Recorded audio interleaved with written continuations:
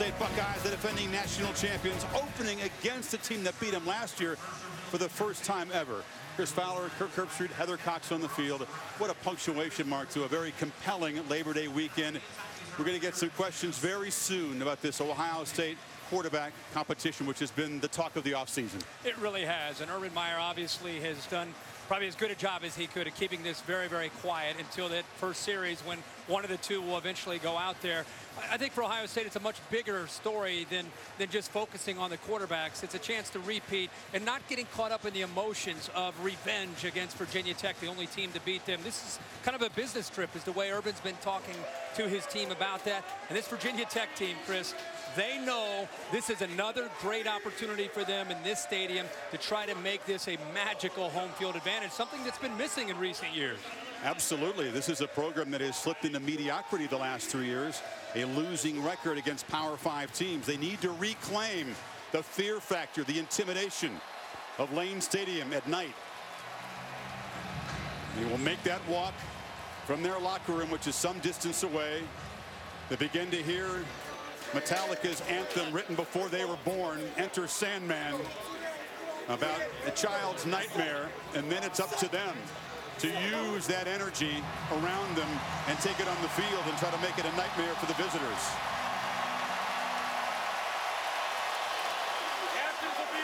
Even in his 29th season, likes this team, believes they can bring the Hokies back to prominence.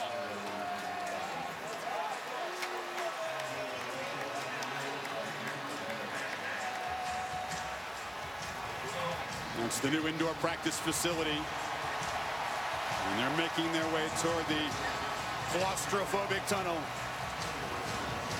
as the drum beats begin.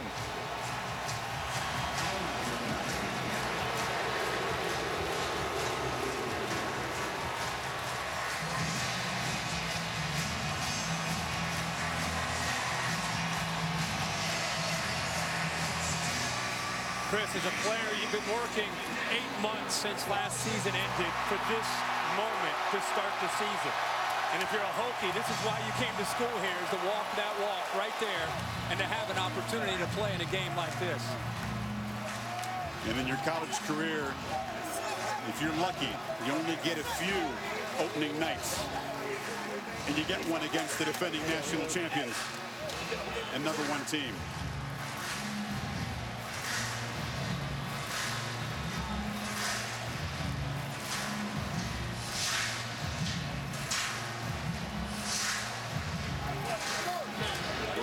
From a year ago, the Beamer's team conquered an Ohio Stadium record crowd and pulled the big upset.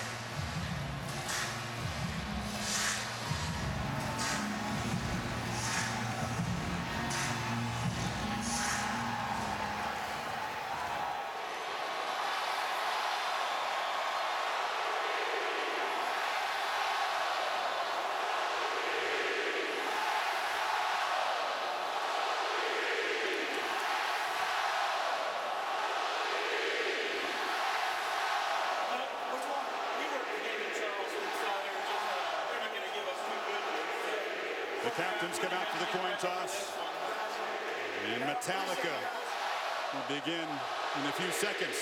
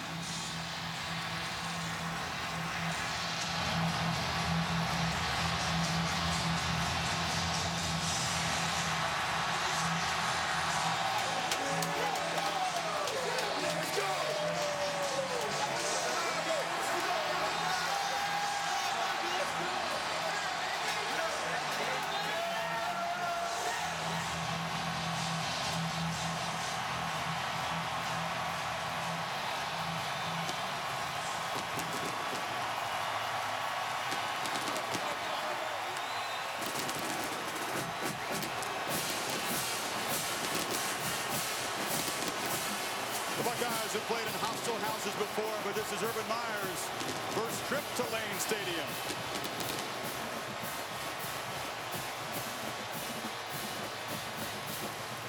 Well, exit light, enter night. Take my hand, we're off to Never Never Land. And there's Cardale Jones. Heather Cox on the field.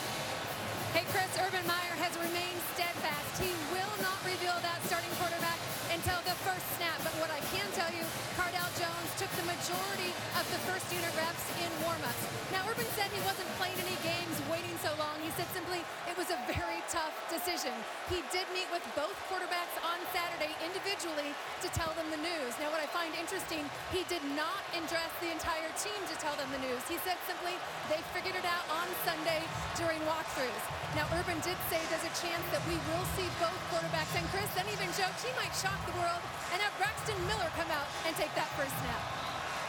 Heather, thank you. Good work. I think we'll see Braxton Miller take some snaps at quarterback tonight. Cardale Jones, the way he left off last season, winning a championship, people outside might think it was a no-brainer, but as good a player as Barrett was before he got hurt against Michigan, it did make it a tough choice. It did, and I think the battle was intense throughout the month of August. Cardale Jones was up, and then JT Barrett came back in. We've been watching their reps very closely. As you look right now, Cardale Jones is taking the reps, and he has been with the first team center, Boren. So that may be an indication of what we might see with 12. Cardale Jones getting that start. JT Barrett is the first sophomore captain in the history of Ohio State. Shows you what they think of his leadership, but he will not be the starter tonight.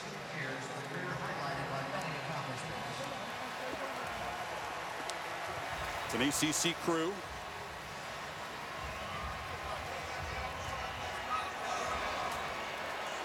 Jeff Flanagan, the referee. Visiting team, are you speaking? Yes, sir. Okay. This side of the coin is heads. The helmet is heads. This side is tails. We're going to let it hit the ground. What are you calling, sir? Tails. He's calling tails. We're going to let it hit the ground. It is tails. Defer. Second half. Ohio State has won the toss and has deferred their choice to the second half. Virginia Tech, you want to receive the ball. Ohio State, which way do you want to kick? Your backs this way, please. Ohio State won the toss, deferred. Virginia Tech will receive. Good luck to you, captains. So an Ohio State defense that does not have perhaps the best defensive player in the country, Joey Bosa, one of 4 Buckeyes suspended, will take the field first against Michael Brewer, the senior who hurt him last year running and throwing in Columbus. He sure did. It was probably the best game that he enjoyed the entire year for the Virginia Tech offense, and he feels he has grown a year under opportunity to learn in the offseason with Scott Loeffler and kind of take that next step. So he's hoping to get off to a good start tonight to the 2015 season for sure.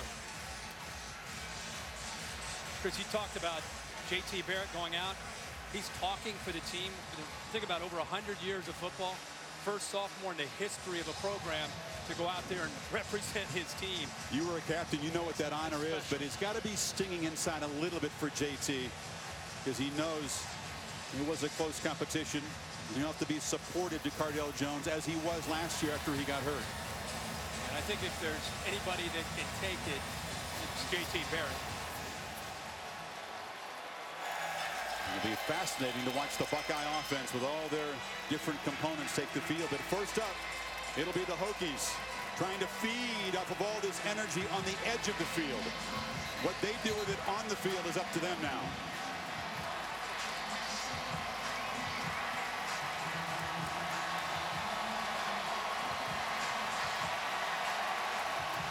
Jack Willoughby, who's a graduate transfer from Duke, where he handled the kickoff duties. He'll kick it away for the Buckeyes.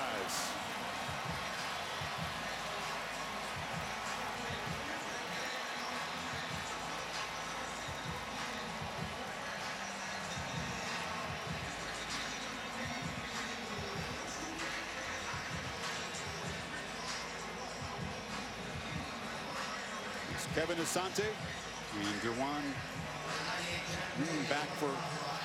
This is a change from who they said would return the kickoff for the Hokies.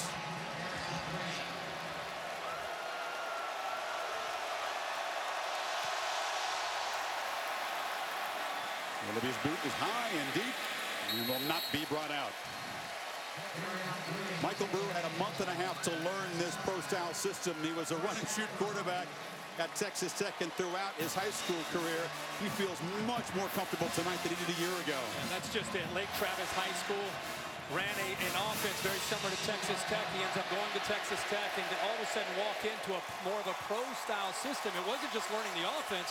It was learning the pass protections, recognizing coverage, a lot of different things he was learning on the fly as the year went on. And the offensive line gave up a lot of sacks, but he earned the respect of his teammates in that first year. A year later, he feels much more comfortable with this offense. Senior J.C. Coleman, the leading rusher from a year ago, who's the tailback behind him. Play action. Brewer along the sideline in traffic. Isaiah Ford incomplete. So a first down throw, but Ford couldn't collect it.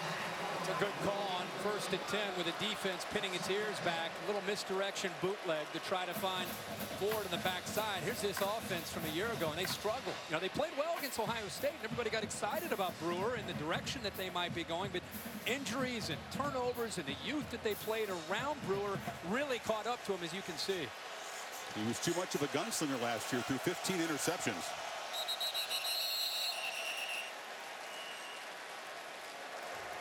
Everything on the field, it's an incomplete pass. This play's under review.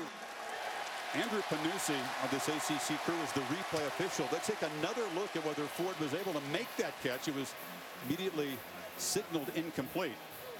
In looking at it live, looked like he might have gotten close to getting a foot down, but Bell was there to push him out. See, the heel touches. That's what you have to see, is the heel. If he stayed with his toe and went out of bounds, he'd be okay, but watch his heel come down as well. Right there, he's out of bounds. If he would have just toe tapped, he would have been okay, but when the foot came completely down, the backside of his foot ended up stepping out of bounds for an In the booth with us tonight is Doug Rhodes, former ACC official. Doug, if you were the replay official, how would you judge that one? Well, you have to be conclusive, obviously, beyond all doubt. And from that view we have right there, I don't see it as conclusive. As Herb says, toe and heel comes down out, that's out. All right, one play, and we already got a review. With a bang there on the sideline. After further review, the ruling on the field stands. You know, what's great about that is you take a peek at it and you look at it quickly and you make the right call in a game of this magnitude this early. It's the right decision to go upstairs and confirm that.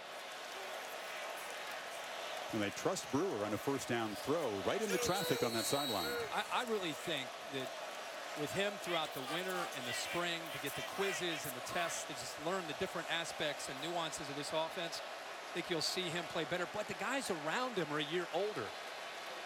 They're tight ends tonight. Malik 88 and Hodges 7 are going to have to win some one-on-one matchups along with Isaiah Ford, the receiver #1.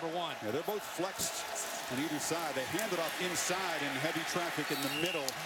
Not much for J.C. Coleman. It went from 5th string at the beginning of the year to the 1st string at the end. Yeah, that's been a credit to him for perseverance, because he could have gone in the tank when he lost some reps last year, but he kept battling. Finished the end of the year last year through injuries.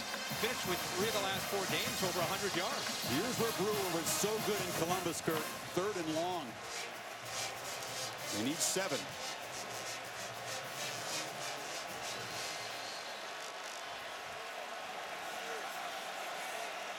Not nearly as loud for him as it was last year. Pressure.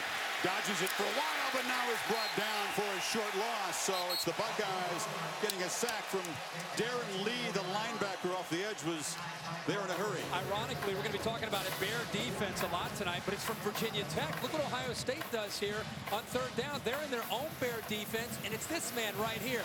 One of the best linebackers in the country ends up coming free because all the linemen are occupied on the inside. Zeke Elliott is the punt returner with Jalen Marshall, who was a preseason All-American at that role, one of the 4 suspended players, and he makes a fair catch at the 36. And here comes Cardell Jones in the first true road game of his career, Kurt. He had 3 huge neutral field wins. Yeah, that's exactly right. Playing in Indianapolis and New Orleans and then the championship in Arlington. 6'5", 250. The arm strength And the fact is, the way the season ended, I think, and he had a good camp, that's why he got the nod over J.T. Barrett. But with his arm strength, Chris, you have to understand. He's bringing on the noise while he's in the corner. Along with Zeke Elliott, that's what I think Urban Meyer likes. There's that bear defense again. Braxton Miller's in the slot closest to the offensive line. One play, one keeper, and the 250-pounder who just gave all kinds of trouble to Bama and the Ducks defense with runs just like that. In Virginia Tech, their defense, the job that they did a year ago, they gave a young offensive line at the time, 4 new offensive linemen, this very look where they covered them up. Tough job of adjusting within that game. This is a different offensive line and a different offense they're facing a year later. Braxton Miller just motioned into the backfield. An option look. Jones keeps it and will be hit behind the line. They were all over Braxton Miller. Couldn't pitch it to him. And now a scuffle. Temper is already flaring. Urban Meyer says his guys don't view it as personal, but you wonder. The numbers that we talked about a little bit earlier against Virginia Tech. 7 sacks. The rough outing for Ohio State, and now Cardale Jones on 3rd down here. That was the decisive stat last year. The Buckeyes at home were 4 of 16 on 3rd down. In the pocket, a slant and a catch. And that's Michael Thomas, who scored on a slant last year against the Hokies. This is a great matchup with an All-American corner, maybe the best corner, number 11, Kendall Fuller, against one of the best receivers. He gets inside of Fuller. That was the key on a slant.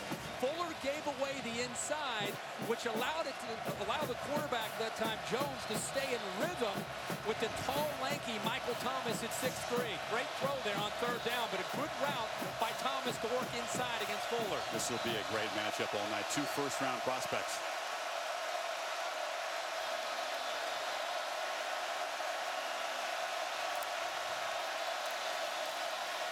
Jones over the middle, had a man streaking wide open off the hands of Paris Campbell, one of the newcomers to that receiving corps, a redshirt freshman. And that's the focus of tonight, is how with a young group of receivers that are very talented, but they've never been out there in front of the crowd. The ball hits them in the hands. There's not a safety in the middle.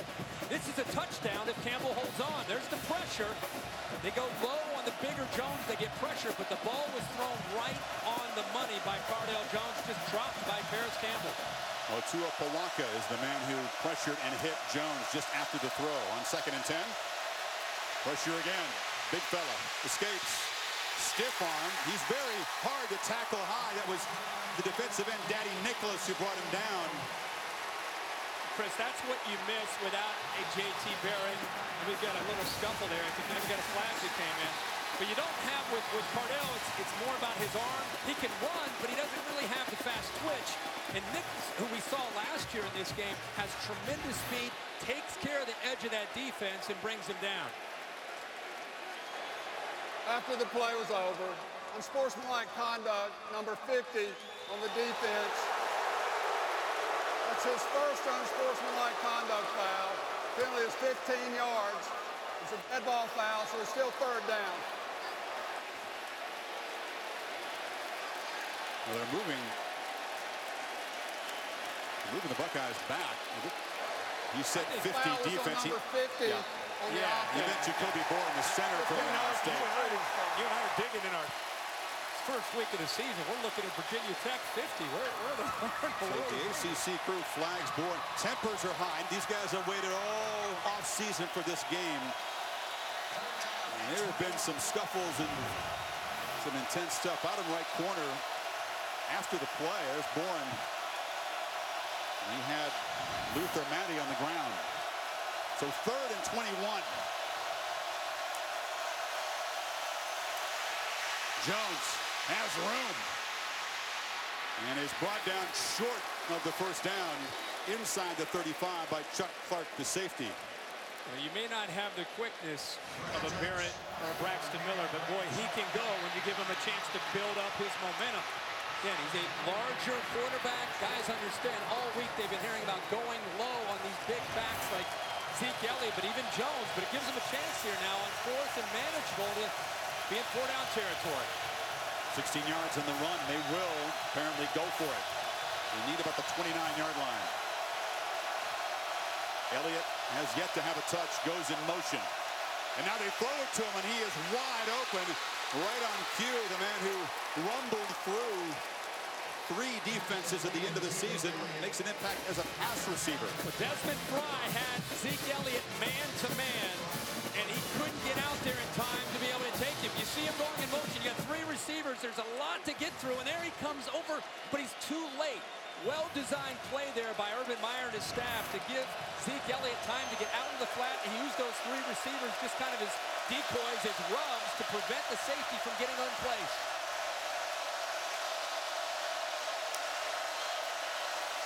Jones on 1st down, pressured again. Goes it deep in the end zone. One-on-one battle, diving catch. Touchdown. Curtis Samuel was interfered with, but still made the grab. This would be an interesting call because it kind of went both ways, and I don't know if Curtis Samuel may have pushed off himself. Interference, defense, number 3. That penalty will be declined. The result of the play is a touchdown. Samuel was a running back, shifted to H-back to make impact plays like this. Yeah, they're both kind of working against each other. Cardale Jones, a great job of keeping the play alive. That's Greg Stroman, the nickel. And yeah, definitely, right call. Stroman wrapped up around Samuel, and that gives you an idea of what Urban Meyer's been talking about with Curtis Samuel. Jack Willoughby makes it 7-0 as the Buckeyes score in their first possession of 2015 season after a penalty put him in 3rd and 20. Welcome back. You're watching the ACC on ESPN. The ACC Big Ten game. Hokies go 3 and out in their opening possession. And then the Buckeyes march 64 yards in 8 plays. Took them 3:55 when they had 4 plays of 10 or more yards in that touchdown drive. Think about overcoming a couple miscues to drop by Paris Campbell, the unsportsmanlike, set up a 3rd and 21. They got in position on 4th and 5, converted. A lot of things happened there, and you could see the big playability with Cardale Jones in a quarterback there against that Bear defense that a year ago gave this offense such fits. Kickoff guy at Ohio State's going to be busy again this year. Willoughby taken by Green. Looking for a crease, and Derwan Green will be muscled down short of the 20-yard line. What an effort on this touchdown by Samuel. Yeah, how about Cardale Jones to keep the play alive and then kind of a jump shot throw. And you could see Stroman wrapped up around him. And this is the greatest. Is the first guy there to give him a smile and the love is 16, J.T. Barrett. Heather? Well, who was the first to give Cardale Jones a high five off the field after the touchdown? None other than J.T. Barrett. Went right over to him with a huge smile. J.T. Barrett has been so involved since kickoff. He's been wearing a headset, talking to the guys upstairs, and being very supportive. Now, both players, both Cardale and J.T. said, there's no animosity between us. We've been competing since day one. We're used to this. Second possession for the Hokies, and this is J.C. Coleman picking his way. He is a 5'7" ball of muscle. He won the Excalibur Award, which they give out maybe once or twice a year. He's the first running back to ever win it for exploits in the weight room. He's trying to play quickly. Coleman again wrestles for. You can see the strength. The dude squats 465. It'll be 3rd and short. Yeah, with a 38.5-inch vertical. I mean, he is nothing but fast twitch. Low center of gravity allowed him to run out of that arm tackle there. And this tempo, they're just trying to catch Ohio State out of position. 3rd catch for Coleman, who cuts it back and gets a first down to the 30. Darren Lee knocked him down. When you don't have a dual threat guy, and Brewer is not that guy, you put a lot of pressure on your receivers and your tight ends to win one-on-one. Ohio State plays a press quarters coverage, which means they're going to walk up their defensive backs and play man-to-man against your wide receivers and your tight ends. And when you do that, it makes it tough to run the football because everybody else is attacking downhill into your running game. You've got to win some one-on-ones on the outside with Brewer and his receivers. Empty backfield against a 4-man rush, and right away, immediate pressure off the edge by Sam Hubbard, who's filling in for Bosa tonight. but he's a talented cat himself. It's a great play by Hubbard, but a very poor effort by the right tackle, Wade Henson, who dives and just misses him. Keep in mind, Hubbard is a former safety. When he came in out of Cincinnati Moeller, he moved to linebacker, and he got big enough where he could play defensive end. They are really, really excited about his potential down the road, and as we're seeing with Joey Bosa out, he's having a chance to play tonight. A tremendous athlete. It's a senior whiffing on the block against a freshman. They lost 5, so 2nd and 15. Again, empty backfield. Brewer does take off. There's a crease. He said he's not a dual threat, but he's capable of scampering for some yards. He hurt Ohio State a little bit last year. Yeah, but scampering and scrambling for a few yards is different than today's day and age. You see these quarterbacks are just as dangerous as a running back. And when you don't have that threat, that makes the defense lock in on the running back when it comes to the run game. And with this style of defense he's facing tonight, it's a lot of man-to-man, which frees up not only the defensive line, but linebackers coming downhill right into that running game. Hokies need 9 on 3rd down.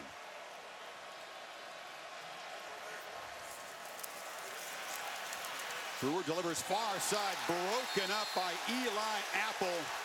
Tremendous sophomore corner.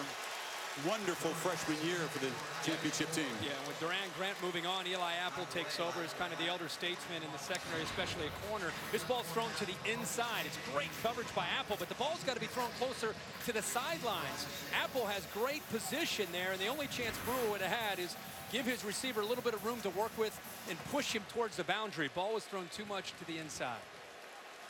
Isaiah Ford wanted a flag, didn't get it. Zeke Elliott without that half jersey looks different, doesn't he? Yeah, that's outlawed this year. Zeke loved to show the abs, but he didn't do that anymore. Got to pull that down. High snap. A.J. Hughes, the left-footed punter, gets it away. And a fair catch. It can be tricky when a left-footed punter boots it in the air. It spins different. Elliott, not a regular punt returner, but makes the fair catch at the 20.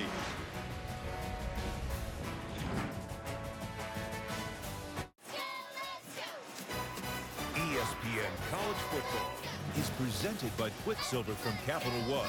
Earn unlimited 1.5% cash back every purchase, every day. And in part by Toyota, let's go places.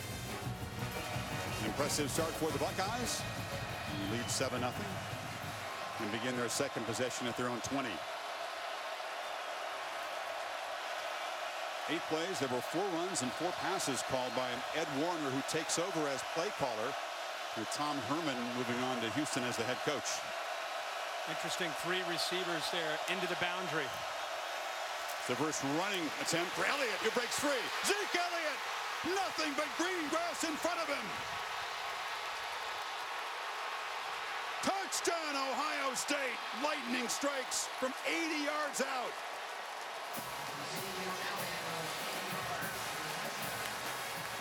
When you play this kind of defense, it's a high-risk, high-reward defense. You either get in the backfield and you get penetration, or you miss opportunities. Watch the block right here by Pat Elfine, the right guard, who kind of opens it up. He gets 2 guys. That is a huge hole. Remember, you're committing so many people, that first wave of defenders, defensive linemen and linebackers, that you're either going to get a 3-yard loss, or if he breaks 1 arm tackle, he's going to do that and go 80 yards. Daddy Nicholas is the man that Elfline blocked, and he's a great athlete, but he's given up 75 pounds to the guard in that matchup. Yeah, and this Ohio State team, and what we've seen here early, is the confidence that was created late in the year has carried over into the offseason. And whatever Urban Meyer said to challenge them, you talk about complacency and how's a team that's a defending champ going to be the following year. Whatever has been said, this team has come in with a laser focus, and we've just started this football game. They're not resting on their laurels. They have the same swagger and the same confidence that they finished with Wisconsin and Alabama and Oregon. They brought in here tonight to Lane Stadium. Elliott had 121 against Michigan. He's just getting warmed up. 220 against Wisconsin, 230 against Alabama, including the longest run Saban ever given up, and then 246 against Oregon. And Bud Foster and defensive coordinators have been puzzled figuring out ways to deal with number 15. And if you're Bud Foster, the scheme that you brought into Ohio Stadium a year ago worked masterfully against 4 new offensive linemen, some inexperienced quarterbacks, and it was a defense that I think controlled the night. A year later, it's a whole different group of players that you're facing, led by Jones, and now a veteran offensive line and a veteran tailback in Zeke Elliott. You wonder, do you stay with that high-risk, high-reward defense? It's kind of it's their DNA. It's who they are. You don't want to become a bend but don't break defense. You're an attacking defense. And so, as I said, sometimes that works out for you, and other times it backfires. And the Hokies, who never trailed in last year's win at Ohio State, find themselves down 14, and the crowd has largely been taken out of this until Tech can do something positive. We said Willoughby is going to be busy this year, but this is not one of his finest. Kicks out of bounds, so the Hokies will have a little bit of breathing room. The ball will be placed at the 35-yard line. There was a tennis tournament going on in Flushing Meadows on the hard courts in New York. We will keep you posted. That action unfolding over on ESPN2. Andy Murray taking on Kevin Anderson. And I'll keep you posted on that one. Murray 2 sets to 1 in a hole. And they're in a hole in the Hokies. They need to make something happen, Kirk, you feel quickly. I think the first play of the game, play action pass on 1st and 10. I think running into the teeth of this defense right now is challenging. The field feels tilted. They need to find a matchup they like with either 7 Bucky Hodges, maybe Isaiah Ford. They need to throw the ball on early downs. He was looking right at Hodges, but he was well covered, so he flips it over the middle, and making the catch is the tight end, Ryan Malik, who was the leading receiver last year against the Buckeyes when he caught 6. And Malik and Hodges are real weapons because of their versatility. They're called tight ends, but they flex out quite a bit, especially Hodges. They've got, as I just said, work them in to take some of the pressure off their strength, which is the running game. Sam Rogers, the fullback, takes the handoff, shows some strength in a burst, breaks a few tackles down near the 36. All you have to know about Sam Rogers is when the coaches talk about him, they almost start to cry. He's a former walk-on. Listen to this. They said he was on campus for 1 week as a walk-on and earned a scholarship because of his attitude. I've never heard of that. No. 1 week. Got 16 yards. He showed his determination there. I'll give it to him again. Similar play, but this time Adolphus Washington was there to clog it up, and still Rogers fights forward for a couple. This defensive line without Michael Bennett, they're relying heavily upon Adolphus Washington to become that playmaker up front, especially with Joey Bosa out of this game tonight. And with Bosa, you had 13.5 sacks a year ago, 21 tackles for a loss. I mean, just arguably the best player in college football. You take him out, Washington, Hubbard, and these others that are athletic, and they need to be able to step up and make plays. Cam Phillips in motion on 2nd and 7. They'll throw it in the flat. This is the first college touch for Trayvon McMillan, the redshirt freshman running back. Tyquan Lewis dropped him. It'll be 3rd and medium. Ohio State bringing pressure a lot with Darren Lee. Darren Lee last year played up on his feet quite a bit as an outside linebacker, and they feel this year not only blitzing him, which he did a lot of, now you'll see him, they're going to put him down on the defensive line. Here he is on 3rd down, lined up as a guy who can just rush the passer. So the versatility, lined up outside and also blitzing and rushing the passer. Brewer, who was so good on 3rd down a year ago, needs a conversion here. Has time, delivers over the middle, incomplete. It was just behind Bucky Hodges, but catchable for the tight end, and it's 4th down. Well, they found a hole right now where they're trying to get those tight ends to work behind Raekwon McMillan and try to find those passing lanes. McMillan does a pretty good job of trying to get a hand on the ball, but I think Brewers saw a window and Hodges kind of ran through that window, and that's why he had to end up coming back to the football. Just a little miscommunication there, but there is a little bit of room to work with for the quarterback behind the linebacker. So Joey Sly tries a career-long 50-yard field goal. And it started right, and it stayed right. Had plenty of distance, but the Hokies cannot dent the 14-point lead created by the 80-yard touchdown run by Zeke Elliott, who begins this season right where he left off last.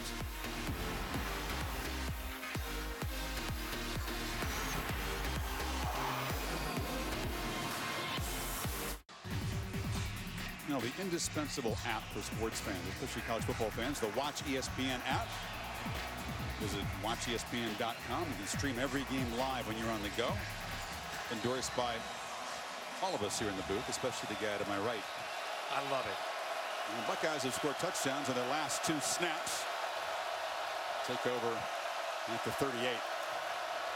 Jones, a first down throw over the head of Samuel, who was pretty open over there. Yeah, it's the second time we've seen them. This time it's Curtis Samuel and not Zeke Elliott using that back out of the backfield. Nobody able to get over there to cover him. Buckeyes look pretty good, Kurt, so far, but wait till they get these guys back. Joey Bosa comes back for game 2. He was just a wrecking crew off the edge.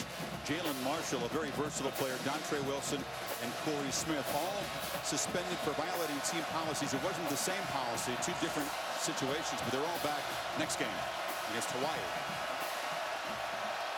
Look out, Hawaii.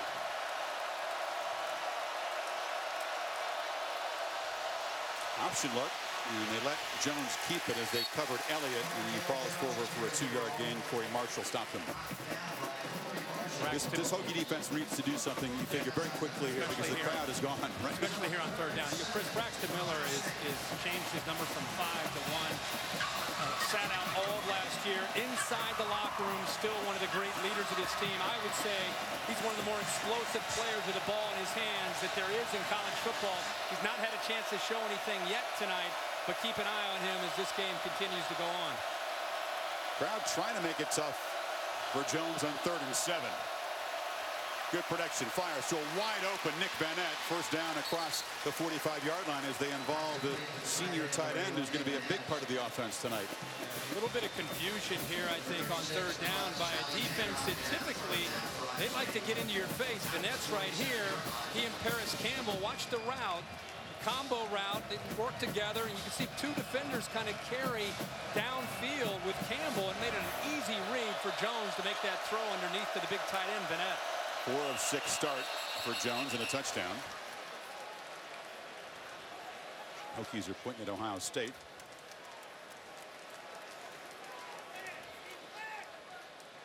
Offside. Defense number 92 made contact. 5 yards. Still first down. That's Luther Matty, one of the senior defensive linemen who carries that famous Hokie lunch pail around. He's been given the honor and the responsibility this week. But a mental error makes it even easier for this Buckeye offense now. 1st and 5.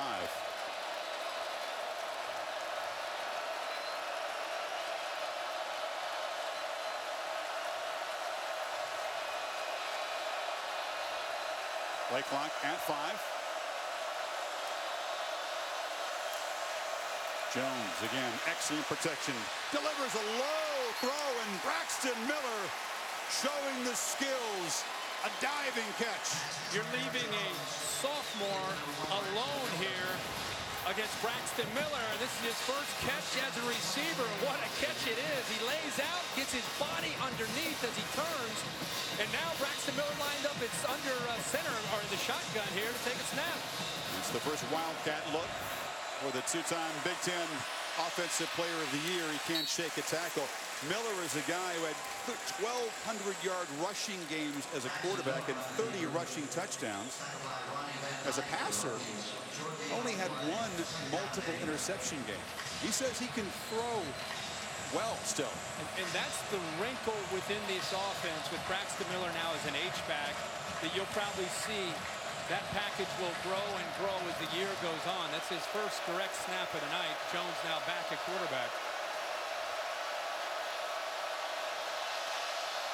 Miller told me that the surgeon who did the operation on the shoulder, Dr. Andrews, was one of the guys who convinced him, as there's some confusion there, and a timeout's going to be called.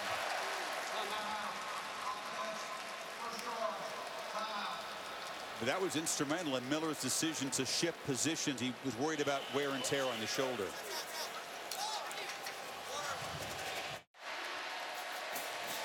Well, tonight's an Impact rematch of last season's showdown, and so is Oregon at Michigan State. Next Saturday, primetime on ABC. The Ducks ranked number 7, Spartans number 5. See if the change in venue there makes a difference. These Hokie fans, Kurt, there's a little bit of a, oh boy, we knew Ohio State was good, but we've seen this from our team a lot in recent years. They have just not been able to translate the pregame energy into great home field performances, and Ohio State has already exceeded their rushing total from last year's game. And down 14 still in the first quarter makes you feel like this series and how this defense plays, they want to stay in this game. They better step up. Jones again has time, flips it in the flat for Elliott, and one-on-one battle, which he wins against Deion Clark. It'll be 3rd and short. Jones is known for his arm strength, and this one won't show up tomorrow in the highlights, but this gives you an idea of his touch. This is a really well-thrown ball from the pocket. The coverage looked, from his perspective, a lot tighter than that, and he just had to put that right over the linebacker that time. Clark, and right into the hands of Zeke Elliott. Trips again into the boundary up at the top. So often last year, this was a quarterback keeper. It is again. The crease for big Cardell Jones. A flag comes in. There's a couple of them, so hold on. 250-pounder was untouched in that option, but it's going to come back. 2 fouls on the play. Holding, number 68, offense. That penalty's declined. Holding, number 54, offense. That penalty will be accepted. 10 yards. Still 3rd down. So the whole left side of the offensive line was guilty of holding there. Yeah. Decker and Price.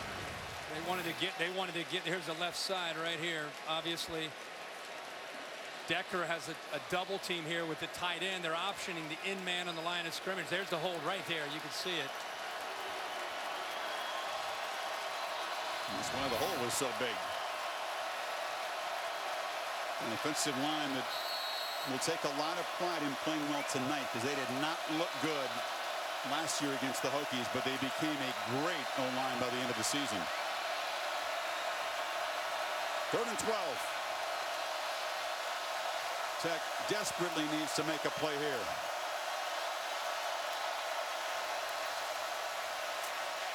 Jones has time, delivers. It's Paris Campbell with his first career catch after the drop earlier. He's dropped short of the first down by Faison, and now they're going to rule incomplete. So twice they've targeted him, and neither one's been complete. Yeah, it looked like a catch, and then he started to take a few steps. Now he was turning. Did he have control of the football before it was knocked loose? Bring in Doug Rhodes on this one. Yeah, you have to maintain, a catch is a process. Possess it, control it, and he didn't appear to control it. So I think that's a correct call. So Campbell has had 2 drops early, and this is Jack Willoughby from 43 yards. Missed it. So each side has missed a field goal. And in the final minute of the first quarter, the Hokies avoid further damage. Doug, let's take a look at this again. You can see that at what point do you consider it he's maintained possession? 1, 2, 3. I mean, that's 4 steps. That's not maintaining. And the ball did bounce up into his hand, so had it been ruled a catch and a fumble, it would have been Ohio State football. Yeah, if you make what the rule book says, make a move common to the game, like several steps. That was very pretty close to yeah. Where I come from, that was common to the game. That's pretty close to being common to the game. Now, it still would have been 4th down, but it would have been 4th and short. This is Trey Edmonds around the right end. And as it is, the Ohio State offense comes up empty for the first time tonight. Well, one way or another, Virginia Tech gets the stop with a missed field goal, kind of the break that they needed to see if they can try to create a spark here. But again, because I'm going to go back to the tempo will help, but it's really about the passing game with Brewer, which is what he's known for, and the receivers getting separation to have a chance tonight. Nice snap on 2nd and 3. It messed up the timing of the play, and Trey Edmonds just tripped. And he'll lose about 4. Because until they start to have some success downfield, what Ohio State, from my vantage point, what Ohio State is doing, which is what you knew they would do because it's who they are literally running downhill towards this running game. And imagine being an offensive lineman and you're trying to deal with the defense is just pinning its ears back, not respecting the vertical passing game. Until they do that, it's going to be tough to run the football. Another 3rd down for Tech. They need 7. Clock running down inside of 5 in the first quarter. Brewer throws on a slant, and the catch is made by Isaiah Ford, just enough for the first down. He beat Gary Conley. So the Hokies do convert to end the quarter, but it's all Buckeyes after 15 minutes.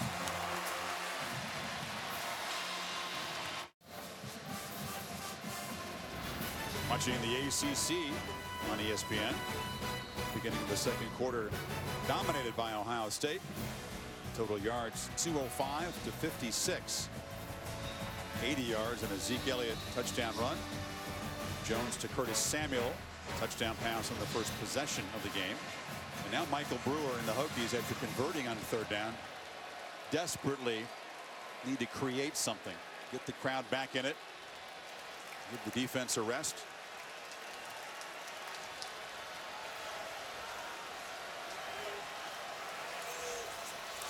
Brewer pump fakes and now lobs it downfield, has Isaiah Ford wide open.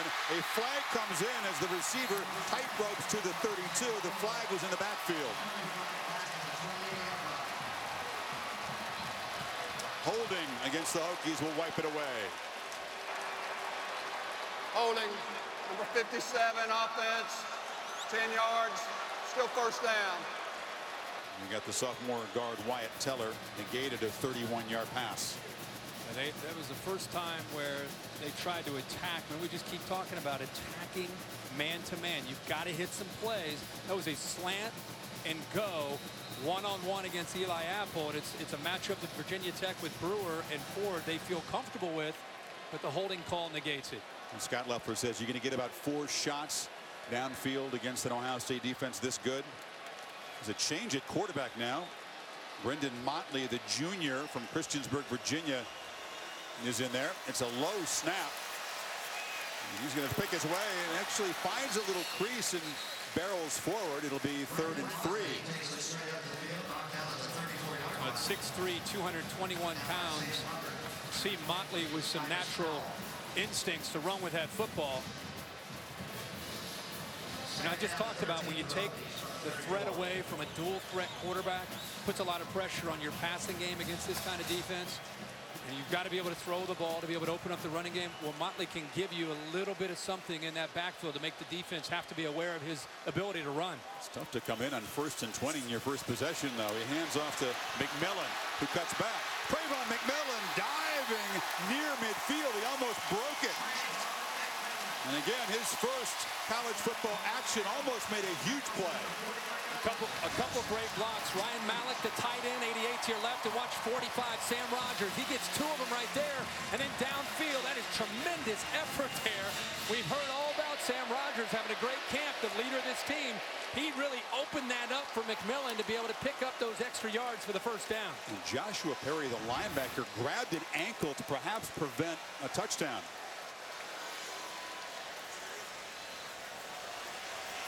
A much-needed conversion, and Brewer is back in at quarterback. It's a wheel route, and wide open is Sam Rogers. The fullback makes a cut and scores.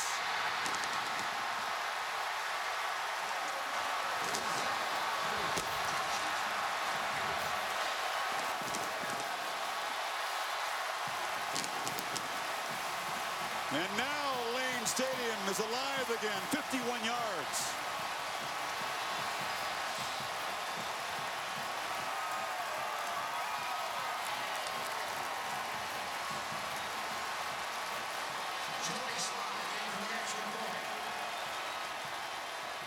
That ex-walk-on, Kirk, he told us, earned a scholarship in a week.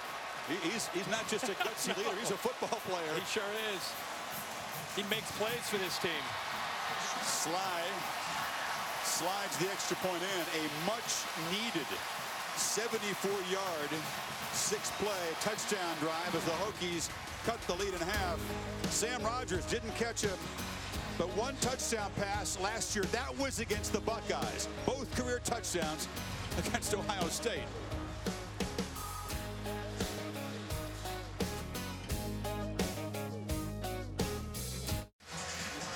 Lane Stadium awakened by that touchdown drive, and as they kick off, there are 3 Edmonds brothers. Number 14 is Trey, number 22 is Terrell, 49 is Tremaine, he's the true freshman. Sons of Farrell Edwards Jr., the Pro Bowl tight end.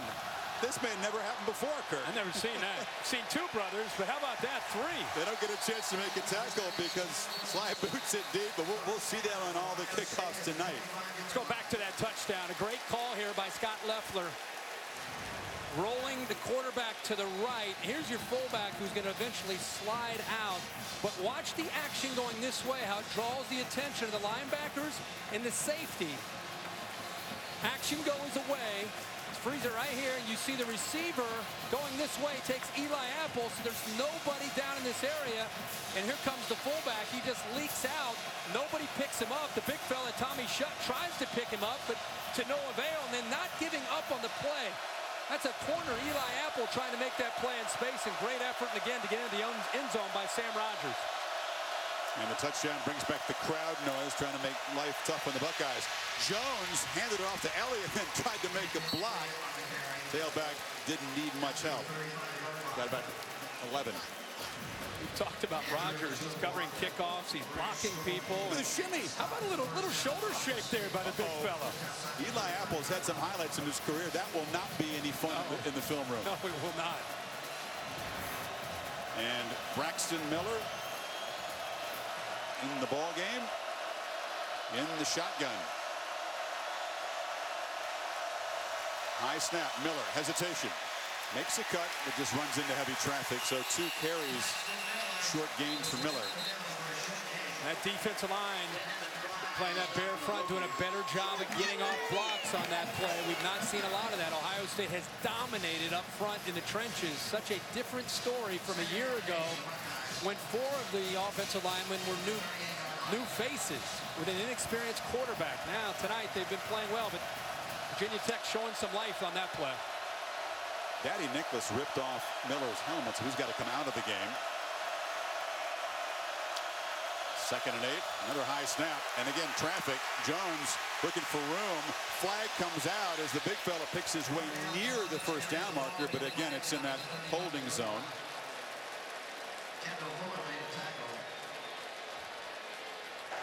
Holding, number 15 offense, 10-yard penalty, still 2nd down. And Zeke Elliott trying to deal with the pressure, guilty of the hold. You just talked about Daddy Nichols, Chris. Gives you an idea. He had a great game last year against Ohio State. He's right here, and this is what they want to do. They want to shoot gaps. That's a blown assignment. Zeke tries to tackle him, which he does. That's why there's a holding call. Nicholas is an interesting story. Born in Haiti. He's working on his 2nd degree at Virginia Tech, and they say, okay, he may not be Corey Moore in terms of ability, but they think he's the closest to it. But most explosive player since Corey Moore. It says it all right there in the late 90s. Penalty makes it 2nd and 18. Jones again gets away that time from Nichols. He is tough to tackle, and he shows some speed too. Chased out on the far side. You got to tackle differently against the big guy. And Daddy Nichols is a defensive lineman. He's 6'3", 227 pounds. And Cardale Jones is much bigger at 250 pounds. There's the athletic ability. He's 3rd straight play. He gets in there. He goes right by Pat Elfine. But Bud Foster, the defensive coordinator from Virginia Tech, challenged his team the entire week, the entire camp. With Cardale Jones, you better go low or you're not going to be able to bring him down like a Ben Roethlisberger type of quarterback. And Chuck Clark, the safety there, top tackler, he really couldn't run down Jones from behind there. 3rd and 4. Jones Deflected, diving attempt, intercepted. The pick is made by Desmond Fry on the deflection. Deion Clark got a hand on it, and Bruce Smith, the great Hokie, loves it. Well, Deion Clark, number 40, gets his hand on the football. And a tremendous effort to go into the air that time by Fry to come up with the interception. We'll take a peek to make sure he got his hands. It looks like he gets his hands and elbows underneath. Doesn't look like the ball. That shot, though. Here's a great look at it. There's Clark with his hands up. Ball is free at that point. No interference calls, and it's just about whether or not he got his arms underneath the football. And from every look that we have so far, it looks like a clean interception. Again, it has to be conclusive video evidence to overturn that call on the field. Does the ball hit the ground? His hands are underneath it. Again, it's an ACC replay crew. We'll bring in Doug Rhodes. This is tricky. I haven't seen a replay yet, Doug, that looks conclusive enough.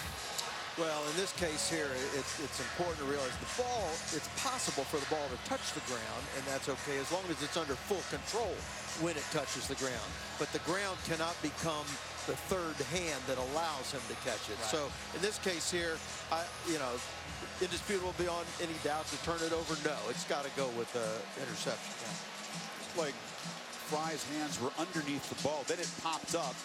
But you can't tell if it popped up from his forearms popping it up or the ground. Right. If you can't tell if it's at the ground or his hands, you're going to go with the call on the field. Exactly. And one of the basic tenets of replay is you presume it's correct on the field, and before you do anything else, indisputable beyond all doubt. Right. So that's kind of the tenets of replay. After further review, the ruling on the field stands.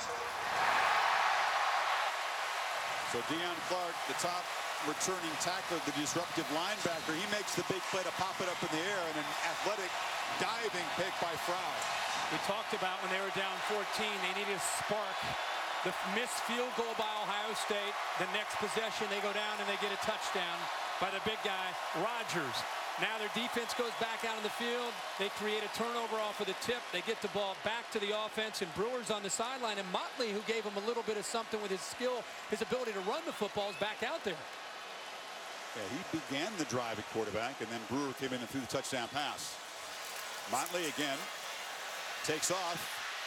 Could not make Conley miss on the edge. Short game. See, when Brewer comes in, the tendency is they're going to hand it off or they're going to throw it. And so far, what we've seen so far from Motley is it's some kind of quarterback run game. And until he throws the ball, the defense will zero in on when number 9 comes into the game on quarterback run. He's going to have to throw the football to be able to make the Ohio State defense respect that aspect of this offense when he's in the game. They hand it to the man in motion. That's Greg Stroman, and all over it is Darren Lee. So your options are very limited, again, so far from what we've seen. And so you're either thinking the quarterback's going to run it, or you're going to have a jet sweep. It's a totally different offense to contain there, and the overall team speed from Ohio State, just too much there for that play. What's it like now for Michael Brewer, who comes in first action in this series, and he faces a 3rd and 15? Not very good. It's not very good at all. You don't love what they're doing.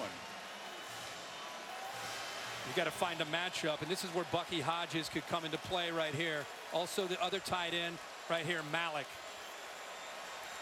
They're giving Hodges a cushion, but again, they need 15 yards.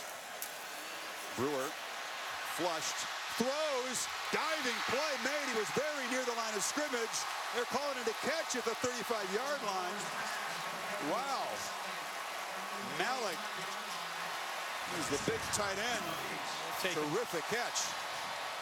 Well, he got his hand underneath. The ball went up in the air, but it was after his hand clearly was underneath it. Ohio State blitzes, but that time Darren Lee got caught with his eyes in the backfield, and he didn't look around to see the receivers, in this case Ryan Malik, in his area. He lost him, and Brewer found him after stepping up into the pocket, an area that he's really worked on this summer to improve in. On first down, this is J.C. Coleman. So on 3rd and 14, Brewer comes in cold, and the tight end makes the quarterback look good with a terrific route. Well, it was a bust in coverage from Ohio State, but it was, remember we talked yesterday with Scott Leffler, he said, you know, one thing with Michael Brewer was he came out of that Texas Tech offense where everything was quick, get the ball out of your hands.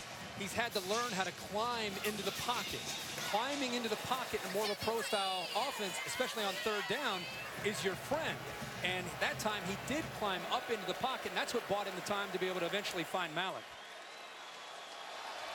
We knew the tight ends would be key. So far, the Buckeyes have held Bucky Hodges without a catch. This is Coleman again.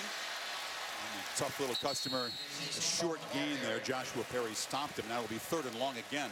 Just by the addition of Brendan Motley has given this offense just enough of a kind of a ability to break some tendencies and a different look to make this Ohio State defense have to communicate and have to look left and right and make sure everybody's on the same page. So when you go back to 12 Brewer and then back to Motley, it's been 2 series, but we've seen some success here for the Virginia Tech offense with Motley coming in as a changeup. The Hokies make a play on 3rd and 8. Buckeyes showing pressure. They bring it. Brewer gets it out quickly, delivers far side. Cam Phillips, though, is going to be wrestled down immediately by Conley, short of a first down. And you're about 4 on 4th down now. I don't know what Cam Phillips is thinking there. He goes upfield. He should have worked it a little bit higher, but after he makes the catch, he goes back.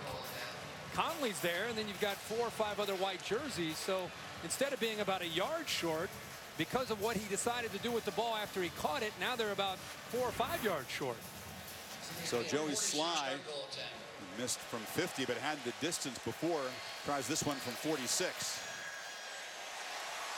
Makes the correction and bangs it through. So the Hokies, who were reeling on the ropes, have scored 10 points and cut the Buckeyes' lead to 4 midway 2nd quarter. This drive set up by a turnover and a couple of diving catches after they got the ball.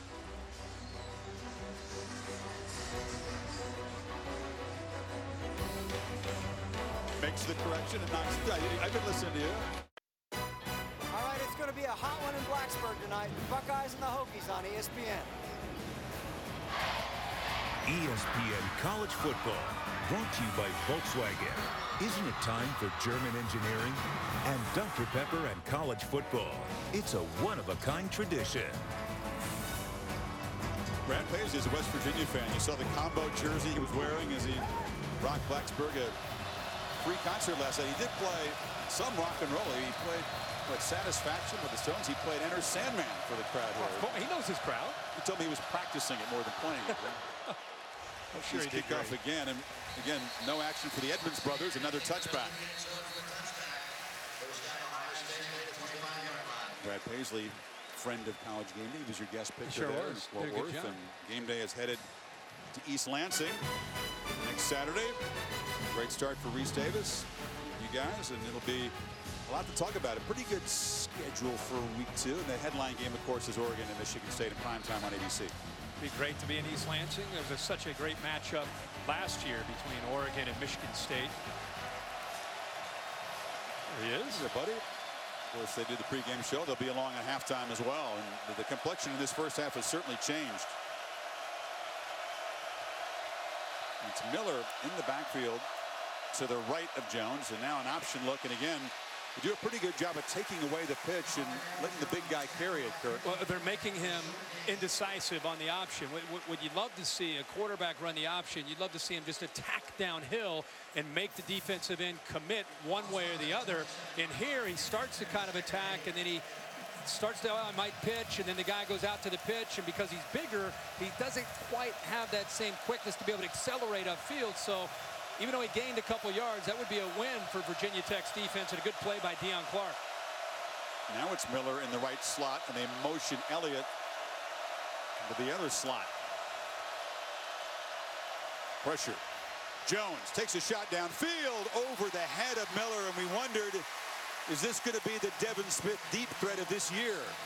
Well, somebody's got to have to step up and become Devin Smith from a year ago. He was not just fast. You and I were talking about it this afternoon. His ball skills and ability to adjust to the football were legendary for the last couple of years. So they feel Braxton Miller with his speed could become that guy. But again, you still see Bud Foster playing this same defense. Live by the sword, die by the sword, leaving those defensive backs one-on-one out there in some cases without any safety behind them. Need 8 on 3rd down. Jones takes off. No hesitation. Cardale Jones rumbles for a 1st down and much more to the 45. So design run all the way. Now they felt pretty good about the quarterback run game coming in. And look how this play opens up on the left side. Nice pull by Pat Elfine. A block there by Zeke Elliott. The receivers downfield. And next thing you know, number 12 is lumbering down for a big gain and a 1st down. I love how Elliott, besides being a star with the ball in his hands, is it embraces blocking. Remember how Tom Herman last year said his greatest gift as a player was how physical he is without the football. That's about as good a compliment as you can give a star running back. Only has 2 carries so far, one of them for 80 yards, and now a 3rd, and Elliott danced for positive yardage. Heather? You guys were talking Bud Foster, some adjustments I overheard. He was saying that the D-line must adjust against the speed option, widen out the space between the guard and tackle split. Then he said the Bear defense must be able to adjust right or left, especially against the tight end, and that safety needs to know where the help is coming from at all times. A couple things to keep our eye on, guys. Break it down, Heather. Break it down there. Come on now, Red. Good job. Good, Heather, grab a grease board down there. Love that. Safety support coming in, leverage the football. You got to make plays. It's a good chess match, though. Terrific point. And 2nd down, they need 5. Jones, pressured, hit. Big fella gets it away anyway. Tried to get it to Samuel in traffic. Canham, their leading sacker a year ago, was there. He just kind of bounced off Cardale. Canham, though, watch how he works to the top of the screen. Just goes around with quickness. Billy Price. That's one way to take away the effectiveness of Cardale Jones or any quarterback. If you can get pressure, he hit that 5th step, he's ready to throw, and he's got a defensive lineman right in his face. Another 3rd down. Ohio State 3 of 6 so far tonight. Empty backfield. Samuel in motion in the flat, and the ball was knocked away. Once again, Deion Clark, who created the carom, which led to the pick, knocked that pass down. 4th down. This has been a bread and butter play for Urban Meyer in this 1st half, where they get the running back out into the flat, and you can see the defender running with him at the top. There's a long way for Stroman to get there, and if Clark doesn't get up and knock that down, that's another 1st down on the exact same play to the running back out of the backfield. They're just throwing it to him out in the flat. The prime minister of defense, is that how Bud Foster was introduced to us? So loyal, came across Beamer as a player at Murray State. He's been with him basically from the start here at Virginia Tech. Kendall Fuller makes the fair catch, and the Hokies defense rising up. They get the football back, down only 4.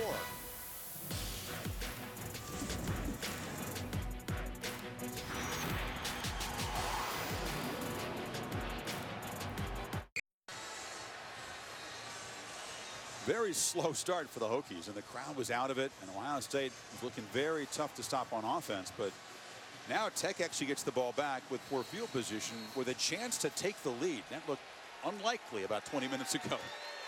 They get off to a slow start, but these last couple series, they've found some things that have been working and changed some things up with, as I said earlier, Brandon Motley coming in. Coleman darts forward. That's one of the better runs they've had tonight up the middle. It's amazing when an offense that's been struggling the way they did in those first few series, you bring in a different wrinkle, and it makes the defense think about some other things. Then you can go back to your old bread and butter, which you hoped to run originally. Brewer, the quarterback, tried to throw a block, and Coleman had to kind of walk around him. Their first 3 series, it was 14 plays and just 45 yards.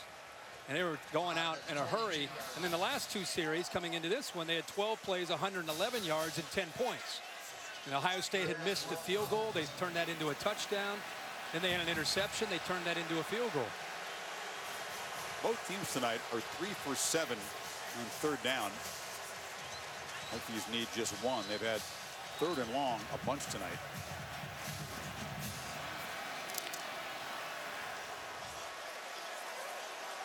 Trey Edmonds behind Rogers, the fullback, in the I formation. Brewer keeps it, and they'll move the chains. We've talked a lot about Michael Brewer being from the state of Texas, went to high school at Lake Travis down in Austin. He's kind of a guy who loves football, kind of your typical Texas high school quarterback, tough football family. Dad played quarterback at Texas. His grandfather played football at Texas. And when you have that background, you're kind of born with the game and the love for the game, and he kind of has that blue-collar approach to how he plays this game. It was evident last year where he took so many sacks and took so many hits and never really complained about it. Brewer's dad and granddad played football at Texas, but as you said, Kirk, he was denied permission to go to the Longhorns. Ended up like a gray, hey, have a gray shirt. JT Barrett warming up on the sidelines.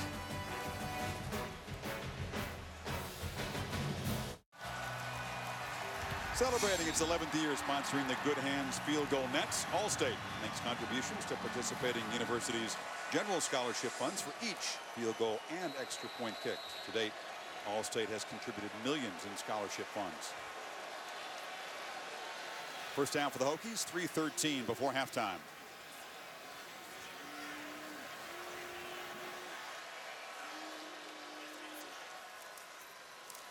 Rogers, who caught the touchdown pass earlier, has really been an impact player in this first half. Nice first down game.